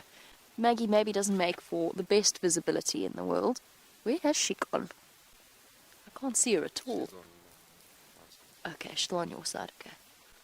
I prefer to be able to see what the elephants are doing around me, particularly new moms. Not that she's in any way stressed out. Is she far enough away? Perfect, thank you. Genre says we can reposition. I'm just going to change my angle here so that I can see what's happening. She is walking away from us. So I'm just going to let her get a little bit further because her baby's separate from her for now. The trick. One day we're going to get a shot with this side mirror with an elephant in it. That's because it's fantastically says object in the mirror may be closer than they appear, which is a comforting thought when you're using it to look for elephants. Okay, there we go. She's turned around. So we can turn around. Absolutely. I'm so thrilled I got to see this little baby elephant. I heard so much about it. Brent told me he came home from the drive, and it just sounded so adorable, and now I can see exactly what he means. Ooh. Let's try turn around in here. The signal might break up a little bit, but we should be back to normal soon.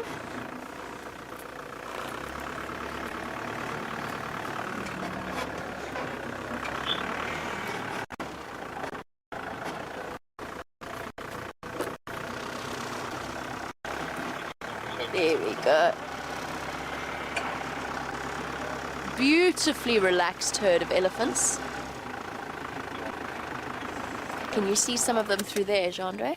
Perfect. Let's stop and have a quick look at them snacking on the spike-thorn thicket. Not very appetizing.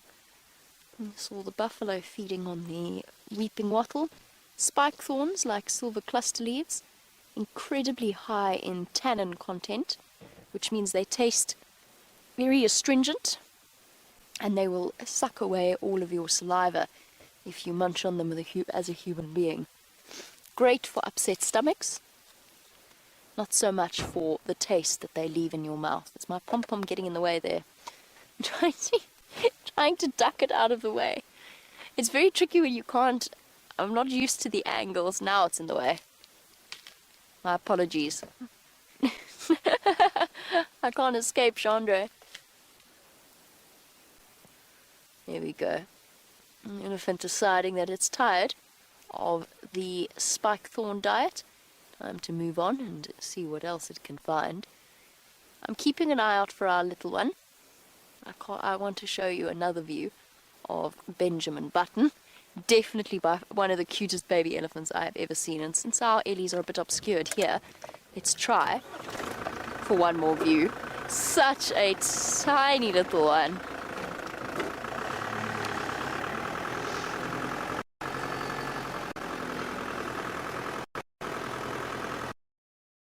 Good point from Shamsun, saying that I do smell like lion. Would it not bother the elephants? The whole area at the moment, Shamsun, smells like lion. This is where the female was keeping her cubs. The males have moved in. Oh, there's a gentle squeak from Maggie now. A complaint after all of my off-roading. Oh, get a bed stick. Shamsun, yes, it could bother the Ellies slightly. Oh, what is that little one doing? Can you see it there, Jandre?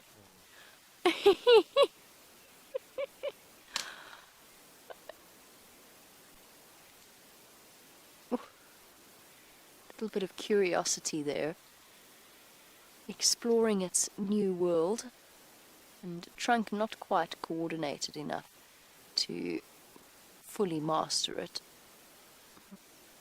Might actually be eating Mom's dung as well, which they do for the antibodies and the bacteria that it will need in the future. So baby elephants do occasionally eat their mother's dung. Oh, that's cute. So Shamsun, I don't think it's me that smells like lion urine, I hope. We'll find out when I actually get off. I think Maggie took the brunt of it. Might be all over Maggie's side mirror. Yes, it could potentially bother the elephants if it was an unexpected smell. But as I said, the whole area at the moment smells like lion. It doesn't appear to be bothering them at all. But we are very, very cautious of our impact in those sorts of way. Or if the elephants are showing us any sign of unhappiness, then immediately we would have moved away. But she is quite comfortable with us. And her little wrinkly baby, which is just too cute. It's like its skin is 2 sizes too big for it.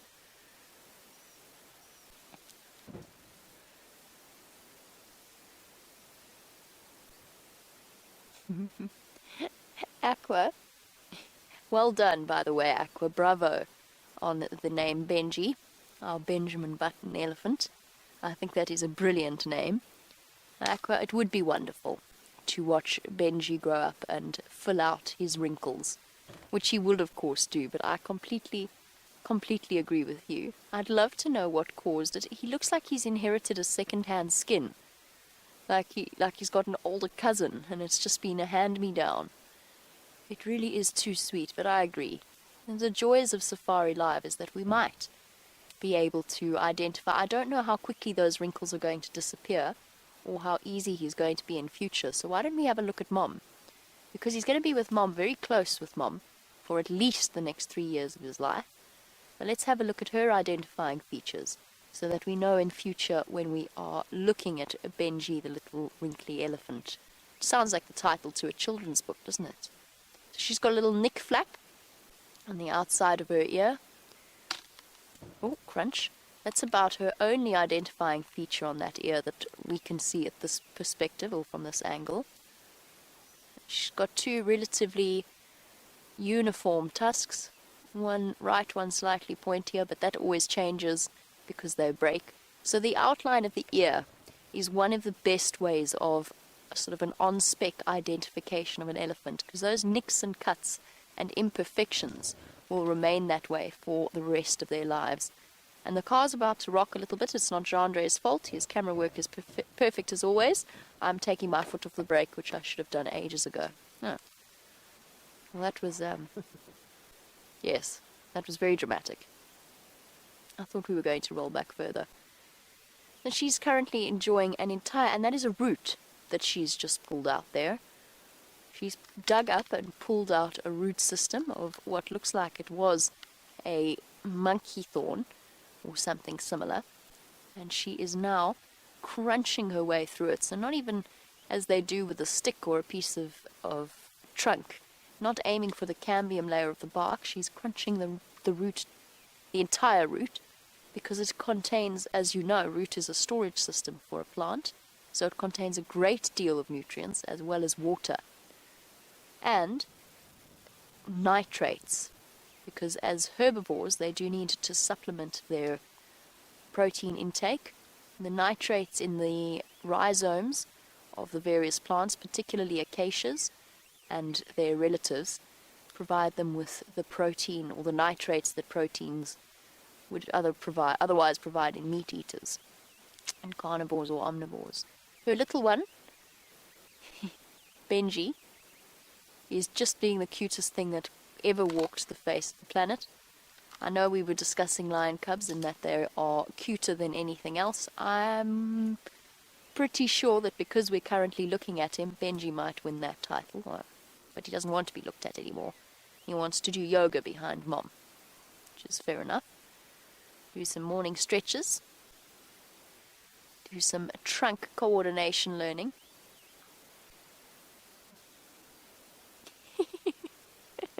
We all got different impressions of what our little baby elephant looks like, and Maurice says that it looks as though she left the baby in the bath for too long. It's gone all pruny, like our fingers and our toes do. I think that's a brilliant comparison. Mommy, how did you get your baby so wrinkly?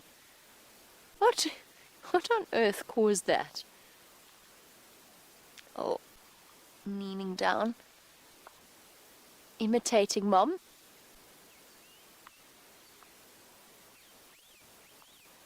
And Shamsun, no, I don't think his wrinkles are from dehydration, although I can see what you mean.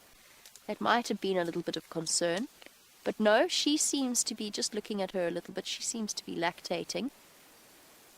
I don't think it's from dehydration. I think this, and if a baby elephant was dehydrated to the extent that his skin was wrinkling, it certainly wouldn't have the same degree of energy that our little one is displaying at the moment. So I don't think we need to be worried, although that was a good point. It was a good suggestion, because baby elephants in this time of drought might be struggling if their mom's not producing enough milk, particularly a young mom, as ours is here. But at the moment, you can see that curiosity, attempting to learn how to pull up grass stems with its trunk, this bizarre protrusion on the end of its face that he has to come to grips with and learn how to use. And at the moment, that is occupying his current fixation, is that blade of grass that's there. Oh, she's nearly eaten, while we've been looking at her gorgeous baby, she's nearly eaten that entire root, crunching her way through it. Oops, tired of that now. You dropped it, girl. It's there.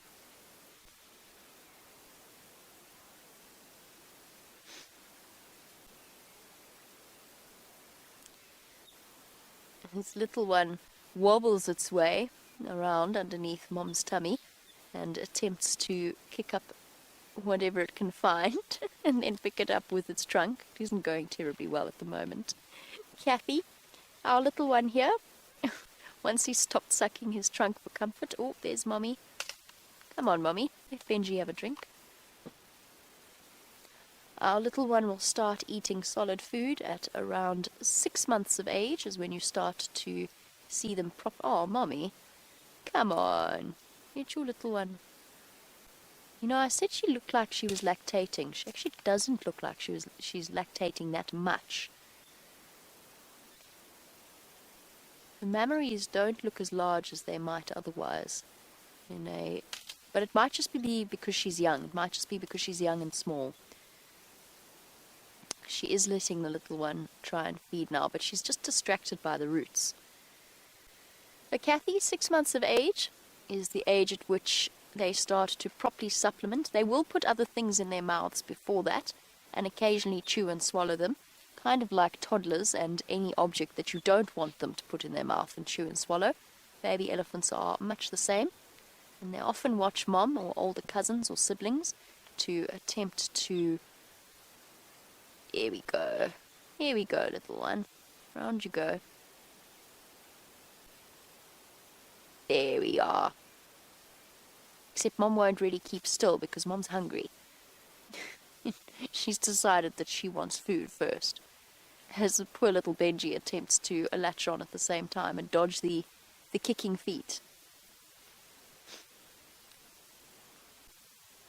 And then water.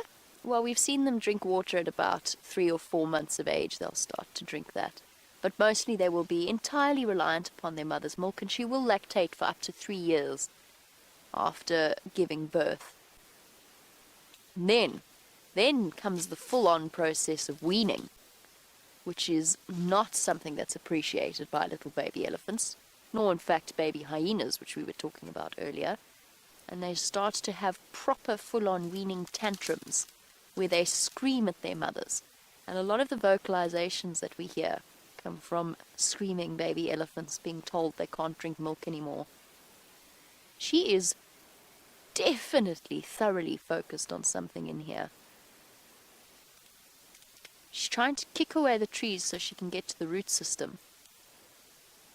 Using a combination, mainly she's using her feet to dig, which is why poor Benji can't get in to have a drink. Oh. And he's not winning at all because she really, really wants whatever's underneath here. But once she's finished with this, then she will allow him to suckle. It's just because she needs her front legs. Elephants, apart from primates, are the only animals out here with pectoral nipples, pectoral mammary glands. It's making that tricky.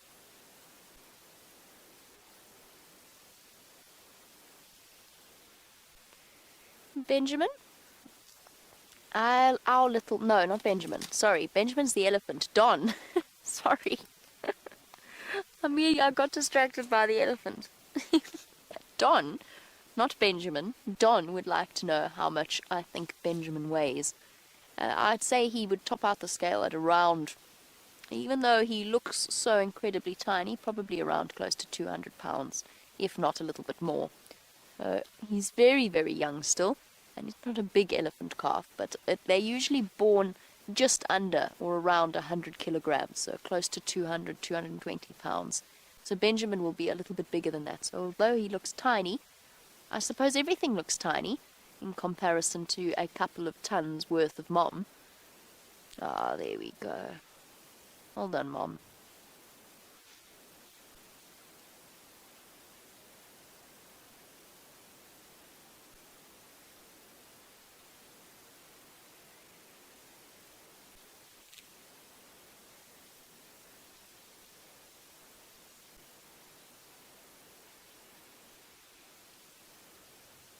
I mentioned that she is quite a young mother. Could well be her first calf. Although I'm starting to think perhaps second, because she has had a young elephant hanging out with her the entire time that we've been here. And the elephants do maintain their bond with their offspring. Hello. Oh, little one. That wasn't a very big drink, was it? It was not a very big drink. No. Oh, watch out. Watch out, that's a dangerous spot to be in. Davina, you wanted to know... I've forgotten what you wanted to know. I've got completely distracted by the elephant calf and by the approaching vehicle. Sorry. Oh, that's what we were talking about. That's why we were talking about why the mom is young. You wanted to know what age they start to have babies. And oh, she's given up on the idea of digging. She's now going to push the tree over entirely, or is thinking about it. At their earliest, they reach sexual maturity at around 12 or so. And they can have their first calf that young, about 12, 13.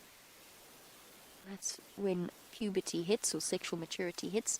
It often takes a little bit longer for them to go into a true estrus and to be fully fertile and to give birth. Between 12 to 15 years of age is usually when a female has her first offspring. Our young elephant cow that's digging away here, she's probably under 20 years old. Oh, being a bit protective of her little one, chasing the other slightly older elephant away. But she is absolutely determined to get to the root system of this tree. And what we're watching in a way is quite sad, because there's a certain level of desperation for the elephants. They've got to spend this amount of time and put this amount of focus into searching for the nutrition that they need. Hello, Benji. You cute. Can't quite understand why Mom is so focused. You really are just the sweetest little thing. Oh! She's kicking away at the roots and at the same time Benji's getting in the way a little bit of her intently focused work, but she's finally, oh, ouch, that looked sore. It snapped sooner than she expected it to. She's finally managed to pull some of the root system free.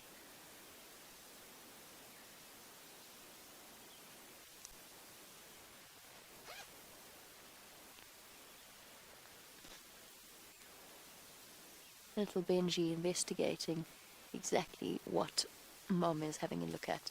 Now guys, as you know, we do have small issues with the backpack and the batteries. What that means is that Genre needs to do a battery change at some point soon. So what we're going to do is, because we're going to disappear off your screens for a while, we're going to stay with our elephants. We're going to send you over to Brent, and we will be back with you shortly.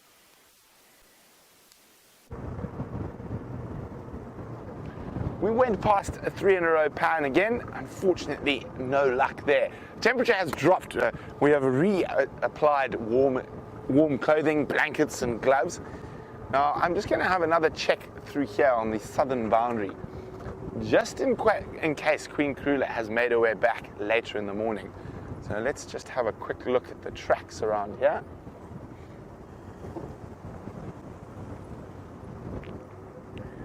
Okay, so this is where the kill was, and the hyenas dragged it to the north. Now, I heard Aubrey say after we went past here that it looked like Karula had followed those drag marks of the hyenas stealing her kill. Now, this is not uncommon for leopards. It's more common for male leopards than female leopards, who will sometimes be able to steal their kill back from the hyenas. But a female leopard of Karula's size, that is probably a little bit unlikely. But nevertheless, it's definitely worth a check.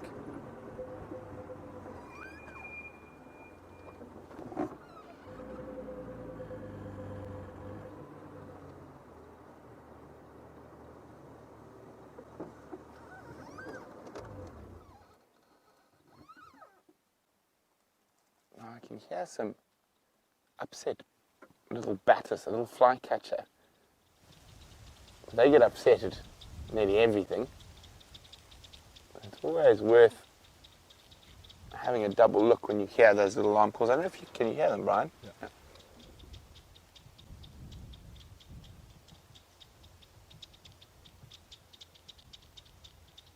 getting more upset, so I'm just scanning the bush here. Making sure Queen Karula isn't just lying down somewhere close by.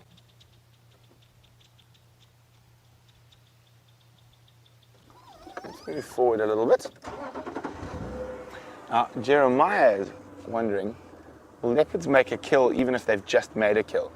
Yes, they will. They are opportunists, and they are able to stash their kill in the tree. Just want to make sure she's not just lying close by here somewhere. I can saw the bats fly. They could have been upset by a slender mongoose, a bird of prey zooting over.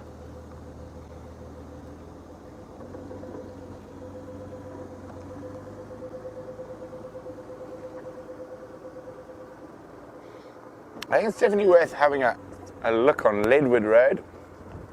So here we are. Here's the drag mark. Now I'm trying to see.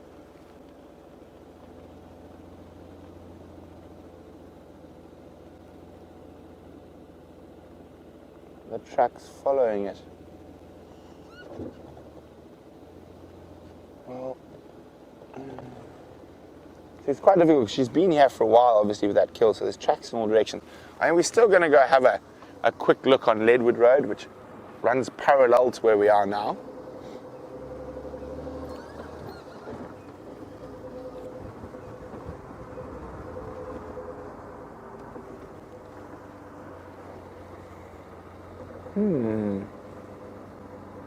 So while we try to figure out what's going on in this area, let's go back to little Benjamin Button.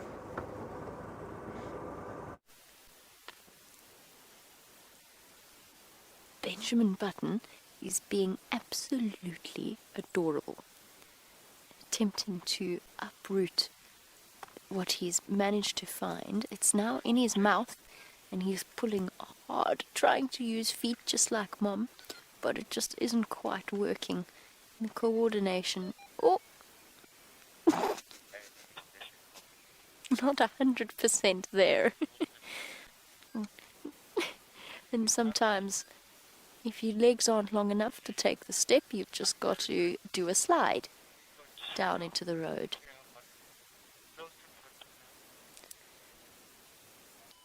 Looking up in our direction. I'm just thoroughly curious at this age. Oh, what have you found? What have you found, little one? Got a stick. Yes, I've got a stick. And Mom puts this in her mouth, and obviously I want to be big and strong like Mommy, so I'm going to do it too. We're just going to roll backwards a little bit so that one of the vehicles can pass. And Mom and Benji's gone hiding behind Mom anyway. Cool. We're just going to shift back. I know the microphone looks ridiculous, but I was trying to speak softly. Chandra thinks it's hilarious.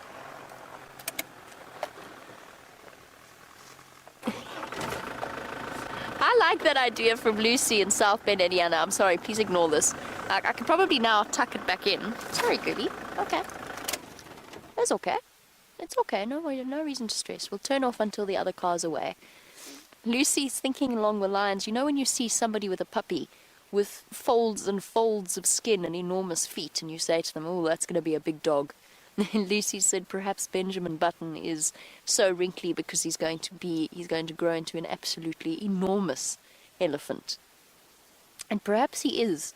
Perhaps one day, many, many, many years from now, when Safari Live is a virtual safari experience where you can look around and smell everything and feel the breeze upon your face, perhaps then, in 30 years' time, we will see Benjamin Button and look upon his enormous stature and look back upon Lucy's words. I'm going to go forward a little bit. She's relaxed again. People always said that about my dog Lexi, and they were right. She was huge. I think that's about as far as we can go.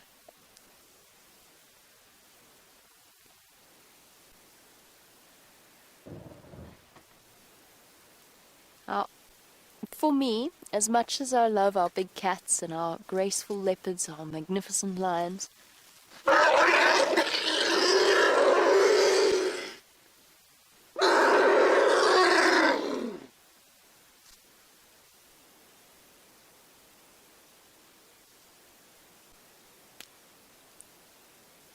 okay, so those of you who have always wondered about the vocalizations of other elephants and have heard those sorts of sounds before, and we've often spoken about, oh shame, the little one's actually a bit concerned. It's alright, Benjamin, it'll be fine. So that looked very scary to everybody who was watching.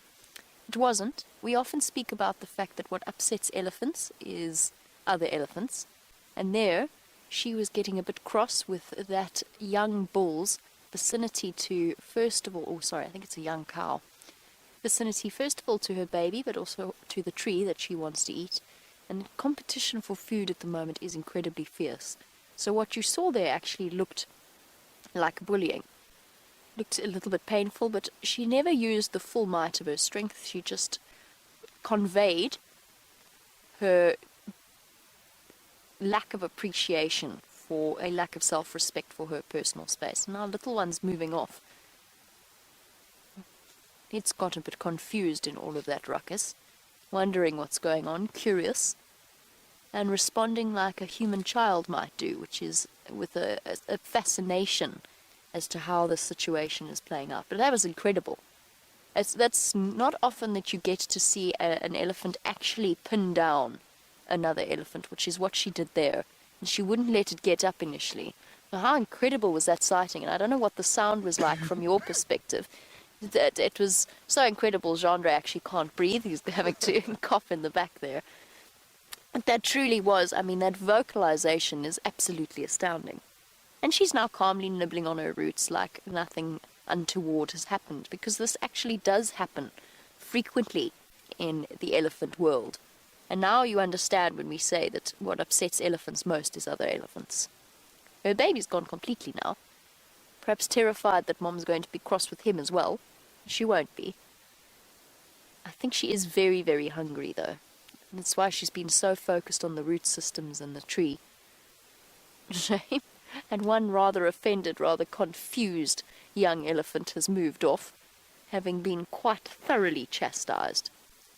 It actually brings me beautifully into the answer to Christopher's question, which is how sentient I think elephants are. And I was on my way to talking about how much I appreciate spending time with them and enjoy spending time with them. And they really, I don't know how sentient, it's up to you, I think, Christopher, to decide how you feel about them. I know that when an elephant walks up to my vehicle and looks at me, I know that there is something looking at me.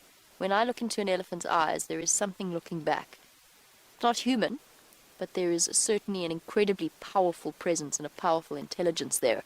And that's proven with facts in terms of the examination of an elephant's brain. Just under 3 times the size of a human being's brain, so not proportionately not as large as ours compared to our body size, but enormous nevertheless. And with nerve pathways that do transmit and are connected to the emotional development of the species. And only whales, dolphins and whales, and the great apes and human beings have those nerve pathways. So you can interpret that as you want to. I feel relatively strongly that that's a sign that they are not human, but certainly there is a very, I would call it a powerful intelligence that looks at one there. I was going to reposition, I'm not going to. We've seen what she just did to that other elephant. I would prefer it if that wasn't Maggie. Risk incurring her wrath. And Christopher, of course, is talking about a lot of the videos that have come to light of elephants seeking out human help. I don't know how much of that is a deliberate decision. That, again, is entirely up to you. I don't know. I'm not 100% convinced myself. Yes, little one, it's time for you to come back to Mum. You are wandering very far afield. Not that she's shown any sign of concern. But it's all over. The drama's all over. I love that little elephant's behavior, an elephant calf behavior. When Mom shows aggression, the elephant calf goes running up next to her as if to say, yes, we'll show you. Another graceful slide.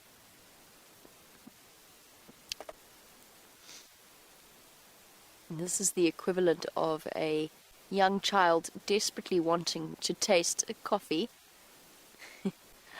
and not really liking it, but wanting to try it anyway, because it's what grown-ups do. It's what this little elephant's doing here with curiosity. It was intense. It was an incredibly intense moment that we just witnessed.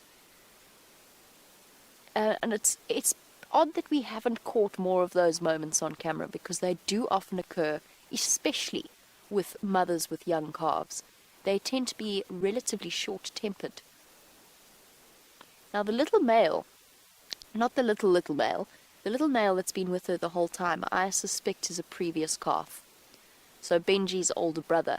And I think that's why he came running back when his mother started to scream, rather than running away, as the other 2 young elephants did. I think it's safe. There's a good chance that that is Mommy's older boy. So we might have 2 brothers there. I'm not 100% sure what that poor young elephant did to upset our female quite so severely. I guess it was just proximity to her baby. Perhaps she felt blocked in. And also she didn't want her near the roots that she's just spent the entire time pulling up.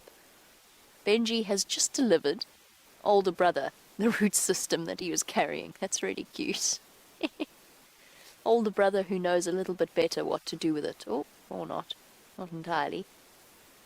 Look at this, guys.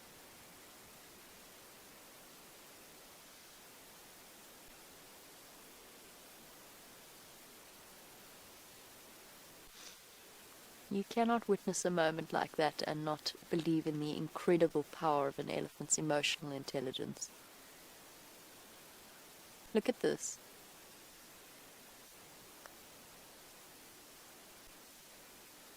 Treated with absolute tolerance and gentleness from older brother, although given Mom's temper, I wouldn't advise any other path of behavior. But nevertheless, a really special bonding session between two little boys of a herd. And very often these young, mainly the young cows, but young bulls as well, actually accept babysitting responsibility. The whole herd is invested in the future of each and every calf. They're almost, although they have their own mothers, they're almost babies of the herd, and are treated as such. Sometimes it makes them precocious little brats that come and cause trouble and tell on each other, which we've seen on their live safaris before. Here you go, Mum. Here you go, Mum. I found this for you. Doesn't taste very nice, Mum. Hurts my gums. Since I actually, at this age, don't really have much in the way of teeth. Oops. He stood on it.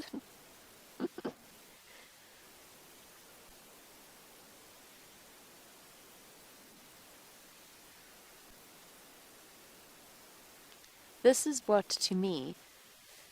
Ooh, I'm going to get into trouble for this. But I'll say it anyway. This is what, to me, makes baby elephants cuter than... Oof, cuter than baby lions and even baby leopards. And I'm not denying that they are adorable. Oh, careful. I'm going to push that onto the poor little baby. It's their curiosity. It's that intense... And not to say that leopard and lion cubs don't have that. But a baby elephant has an intense, focused learning that you can really clearly see they're going about. It's not play fighting necessarily, although they do that. It's investigating the world around them. Perhaps it's not a competition.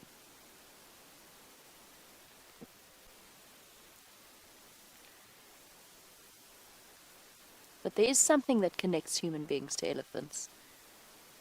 You can decide it. I think it's actually quite an intensely personal thing, how people feel about them. Now, my mom's absolute favorite animal. My brother's absolutely terrified of them.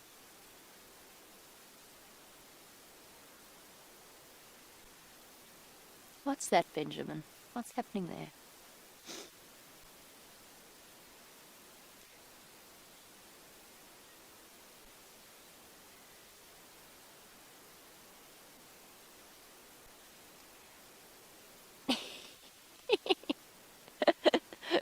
Were you watching that, Chandra? It was amazing. Aqua, I agree with you. It's a very, very special little elephant sighting. This is a very, very special little elephant. And his mom obviously thinks so too. That fiery, protective instinct within her. And Aqua, it's a pleasure. You don't have to thank me. I think that regardless of whether or not we were live or even broadcasting, Chandra and myself would be sitting here watching this situation play out, because it's absolutely, one cannot begin to look away from it. Oh, poor little Benji, so bored. Not bored, but looking for a distraction of some kind. All the adults are so busy eating and being boring.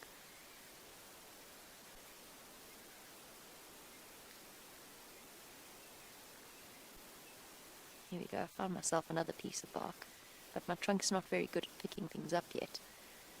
Let me try and get up this incredibly steep incline. This massive step.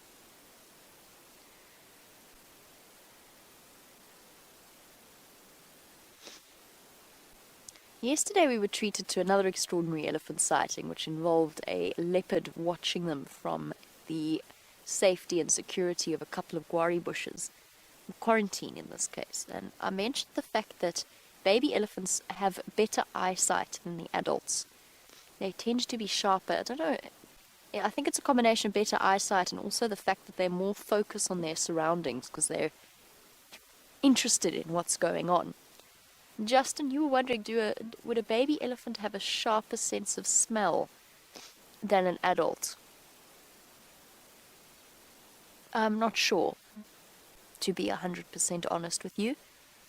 Generally children, I'm trying to base it off human beings, generally children have an incredibly well-developed sense of smell, often better than adults, or at least they're more aware of it.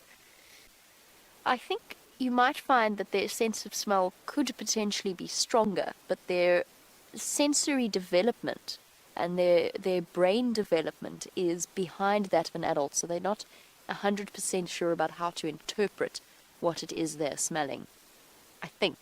But that's not 100% certainty, Justin, at all. I honestly don't know the answer to that. It makes sense to me, though, that they have to develop their knowledge of the olfactory world in the same way they have to develop their coordination. Here's this incredibly steep hill again. Are we going to do another slide? Or are we going to stop and snuffle the roots? Yep. Oh no! Desperately trying to get it into its mouth. But the cord... Oh. Did you drop it? Mommy, I dropped it.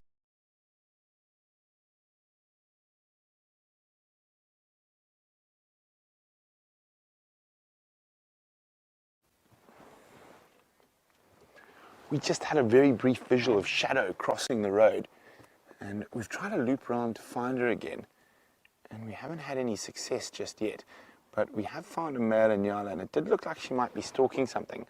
Now, that male Inyala might be a bit big for her, and we just, as soon as we spotted him, we stopped. But I think there's another Inyala, another male Inyala as well.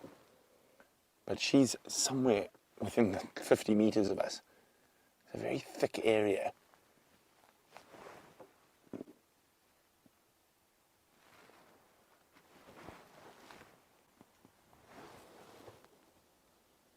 Wind's picking up.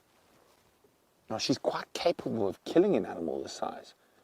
But like with Karula and that male impala, the chances of being able to hang on to the kill are quite slim.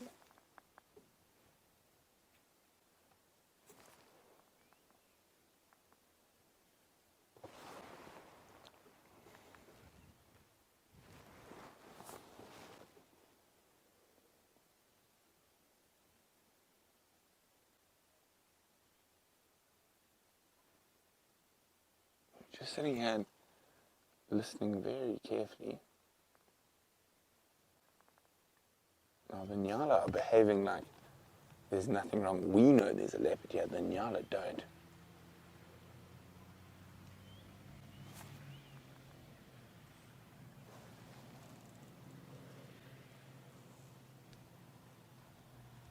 The only problem is she might decide that this Inyala might be a bit big and move around them, and we might lose it, but we are keeping our eyes peeled around us. And she has chosen a very, very thick and difficult area. So we couldn't follow her from the road, it was too thick, we had to go around.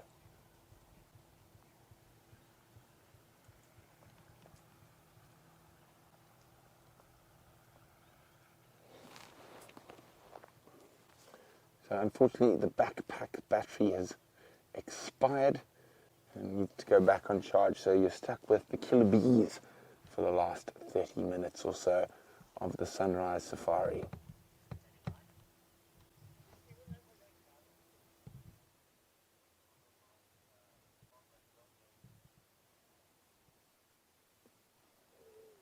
I'm going to sit here for another few minutes. I'm watching all around, making sure she hasn't slipped past us. Now, I can only see 2 male Inyala. That doesn't mean there aren't some females around. And a female Inyala, or especially a young Inyala, is more sort of Shadow's size of prey.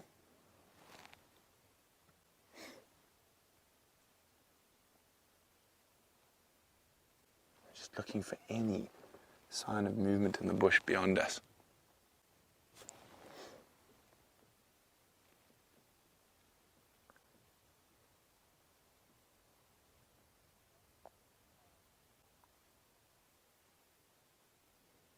Now, of course, if she gets spotted, those Inyala will let off that deep alarm call. It's like, probably closely described to a dog bark. It's a burr, burr. That's only if she's spotted. I'm really hoping she hasn't snuck past these Inyala and us. So you've got the one Inyala there that Brian's showing you.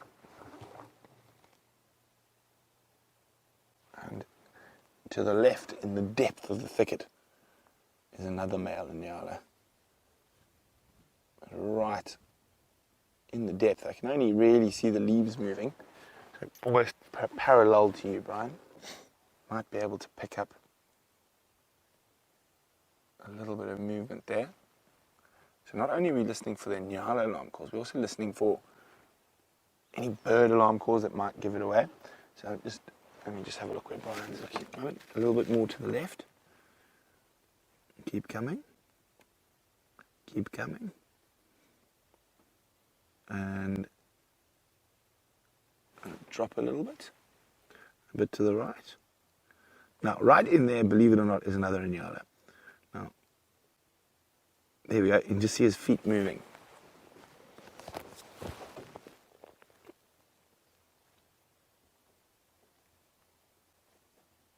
You can hear him feeding.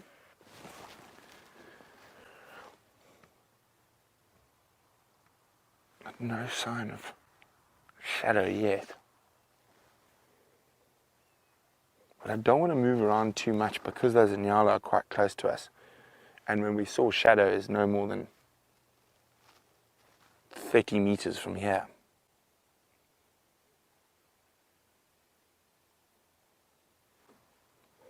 Just gonna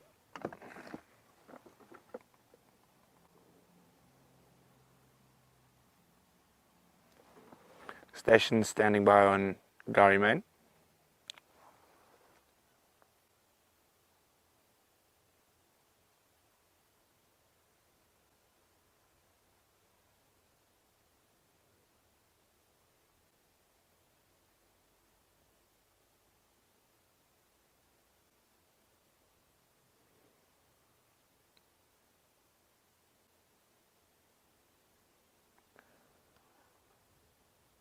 Got to play the patience game.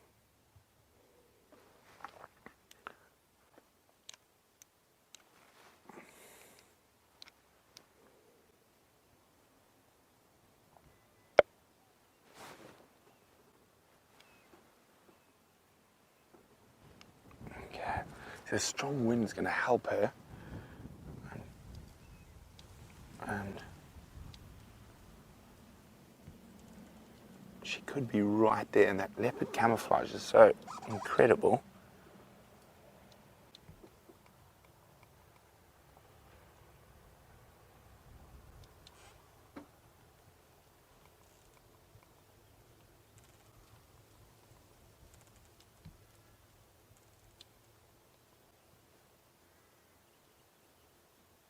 And leopards can sometimes take quite a long time to stalk their prey. Being ambush predators, they want to be within sort of 5 or 6 meters before they pounce.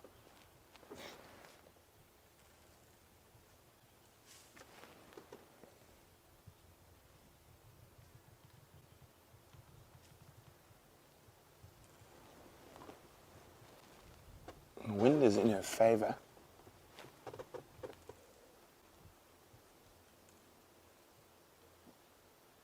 Now, from where that Inyala is, where we saw her was slightly to the left of her, but about 30 meters back, and she was jogging that low sort of jog that leopards do when they spot potential prey.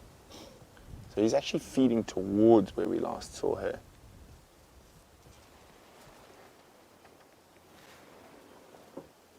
Oh, he's lying down. Oh. Is that going to make it easier for her?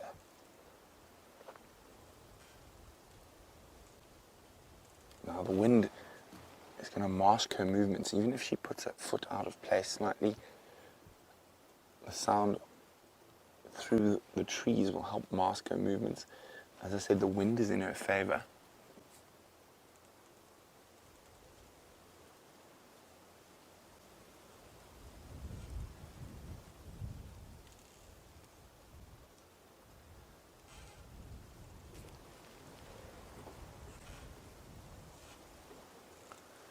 I'm going to try and move now that the nyalas have settled down. I'm going to try and move a little bit wider to see if we can see if there's anything on the other side.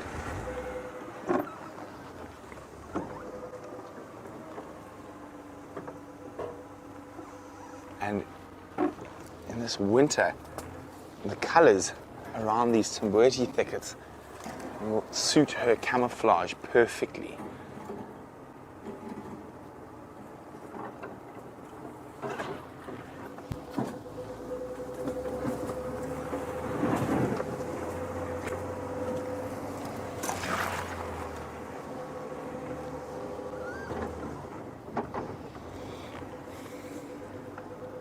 Let's see if we can spot where she is.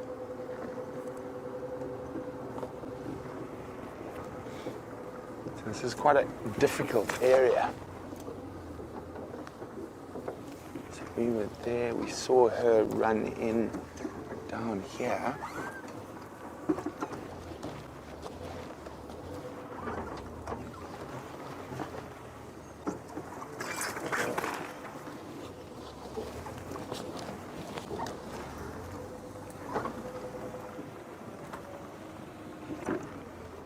I just want to check this animal path to make sure she didn't sneak past us. So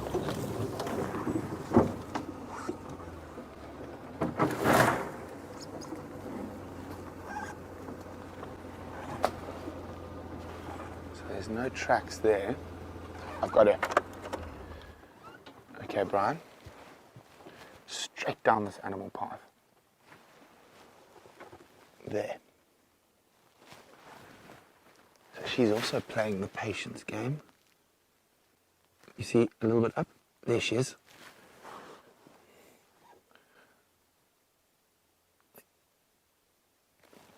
So she's watching those Inyala.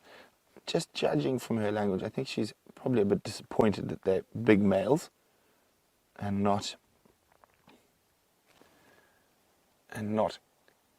young females. They might be a little bit big for her, but you never know. Now, I think that's the first time I've seen Shadow and Tundi in the same day. So we've seen both sisters. They are the first litter of Queen Karula, about 9 years old, both of the leopards we've seen this morning. I'm just going to try and move forward a skosh so you can get a gap.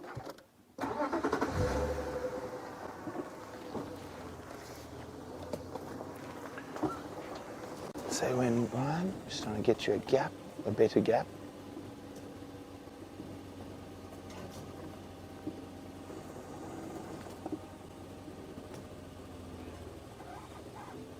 I think that's, how's that, Brian? That's, I think, about as good as we're going to get without getting too close and disturbing what's going on in front of us. Although it doesn't look like she's lost interest in hunting those Inyala. And having a snooze. Aqua was wondering, she's asked to refresh her memory. Does Tundi have cubs or is expecting cubs? I'm not sure. We don't see Tundi really enough, and that sighting we had today was very, very, very brief for me to see if there were any suckle marks or whatnot. I don't think she's had cubs yet, though. So, okay, there's Shadow. And if we come out, there we go, coming out. And there's me. Hi. And there's the Inyala. Here's the Inyala.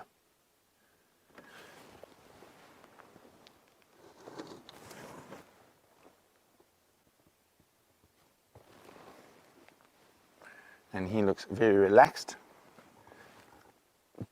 chewing the cud, ruminating. Now, we're just gonna move slightly to try get you a better view of Shadow.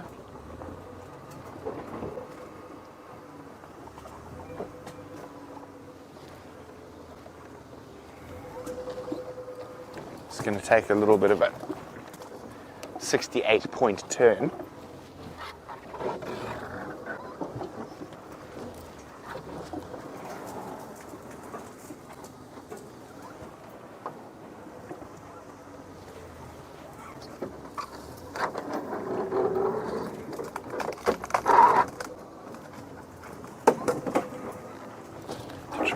sure. There we go. Okay, she's moving. Maybe there's some other Inyala we haven't seen. Because she's not moving to the ones we can see. She's moving slightly further to the west.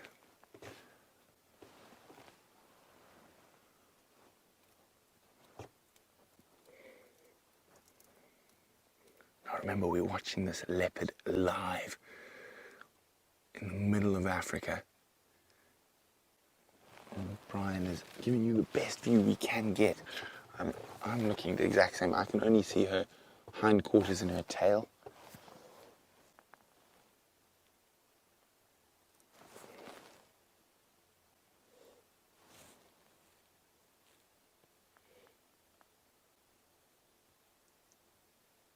No, she's after something else, I think. And she's moved. I can't see her at all now.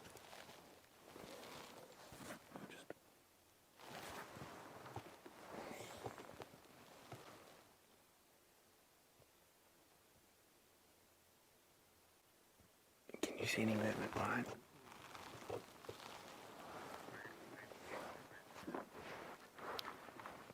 Standing by yours.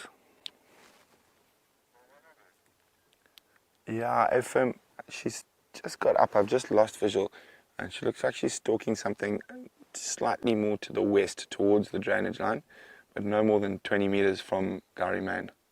I mean from Triple M North.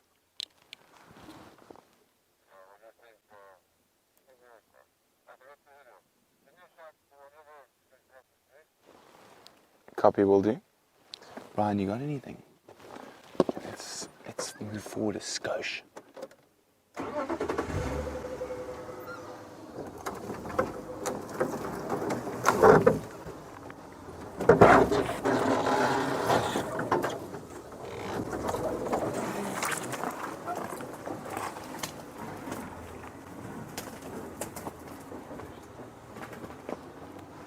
Brian's got her. I can't see her.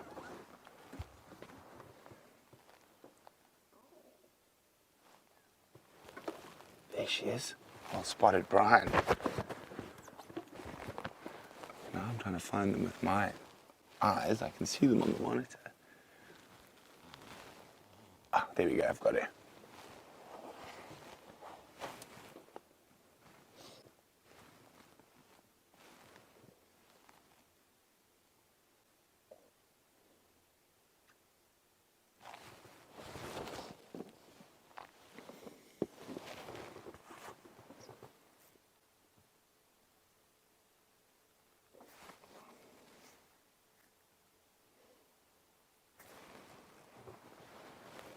What are you up to, madam? I wonder where the cub is as well. Now, they found her on Juma. We're on Arathusa at the moment, just across the boundary from Juma. Now, where they found her is an area she really utilized a lot to leave her last cub, Sindile, and I wonder if she's left that little female in that same drainage system no more than 100 meters from where we are.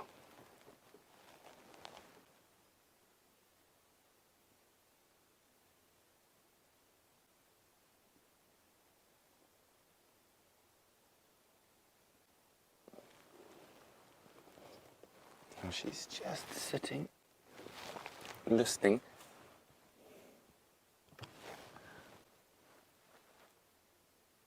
I'm just trying to hear if there's possibly not something else in this thicket that she's after.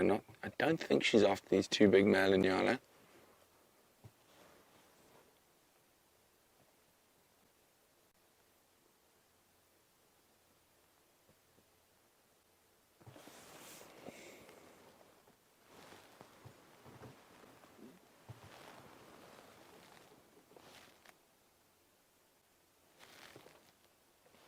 And you can see how well that camouflage works. It just disappears.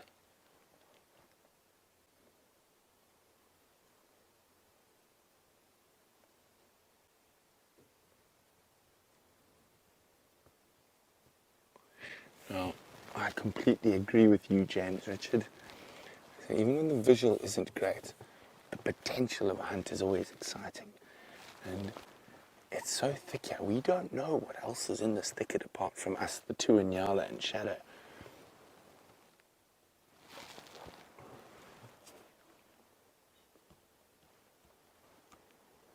Oh, she's coming back away from where she was going.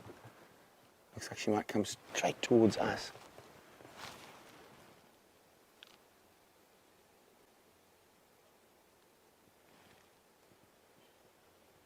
She's coming right towards us.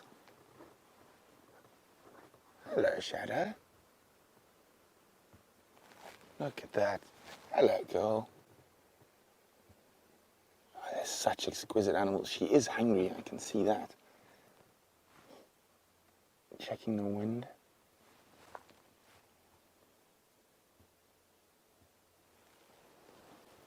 Very, very nice. Oh, she spotted something behind us. No, I think it's just those male Nyala. They're a bit big for her.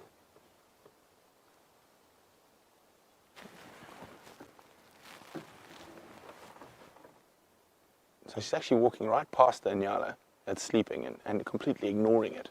Okay, let's try back out of here.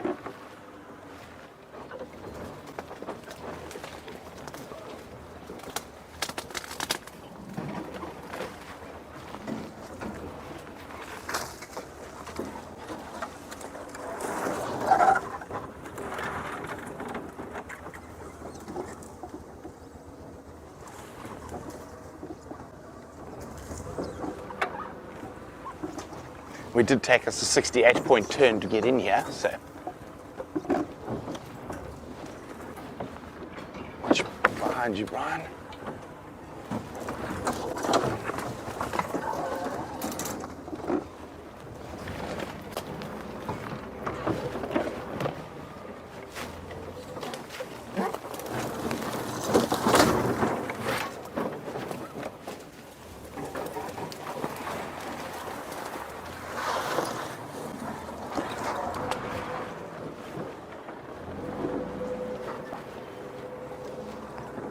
And where'd you go?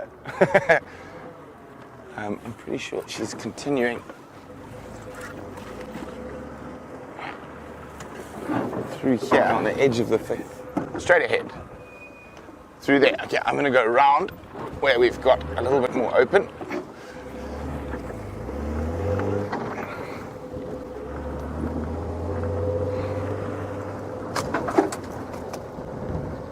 Ah, got it. I wonder if she's going back to the cub. The cub, of course, could be on this side of the road just as easily.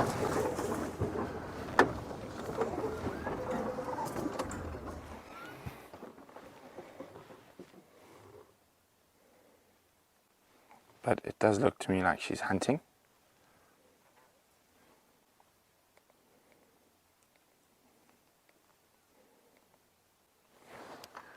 Any stations in the west still mobile?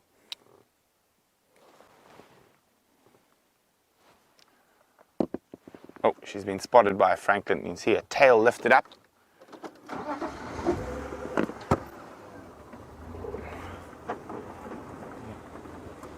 Okay, let's see. She's going into a particularly tricky area.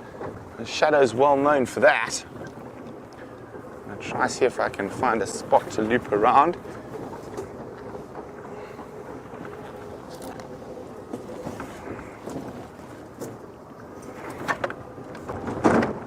Whoops, daisies.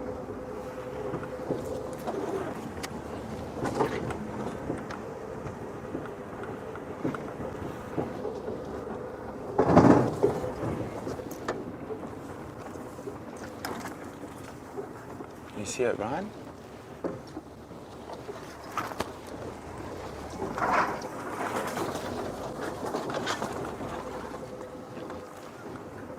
She should be popping out around this little open patch.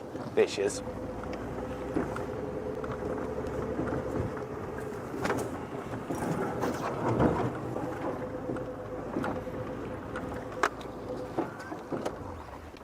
So she's changed her direction slightly. She's heading a bit more south now.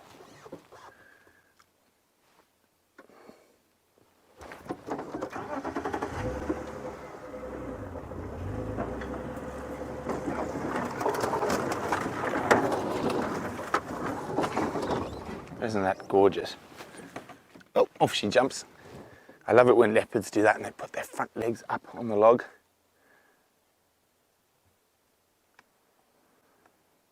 She's disappearing into the next thicket.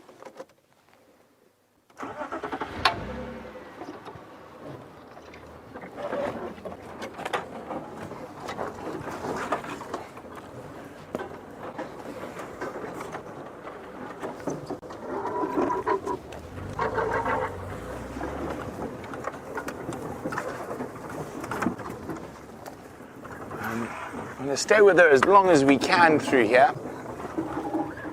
I said it is quite a difficult area and she is moving quite quickly. I think that's because she's hungry. Oh, she just narrowly missed the duiker. Oh, she charges.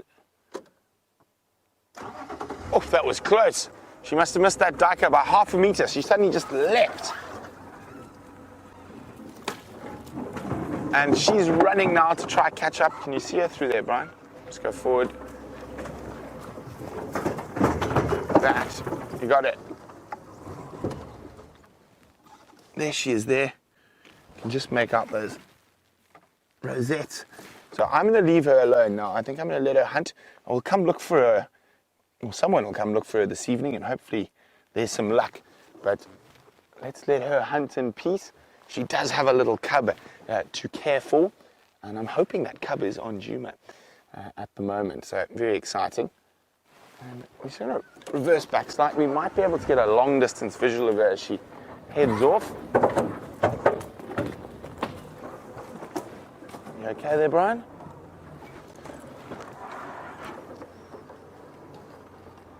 I don't think so, I'm afraid.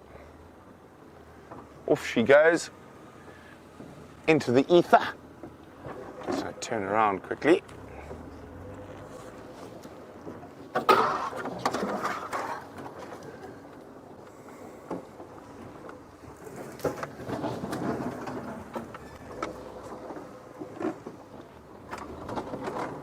She has chosen a particularly tricky area to move through, but leopards tend to do that.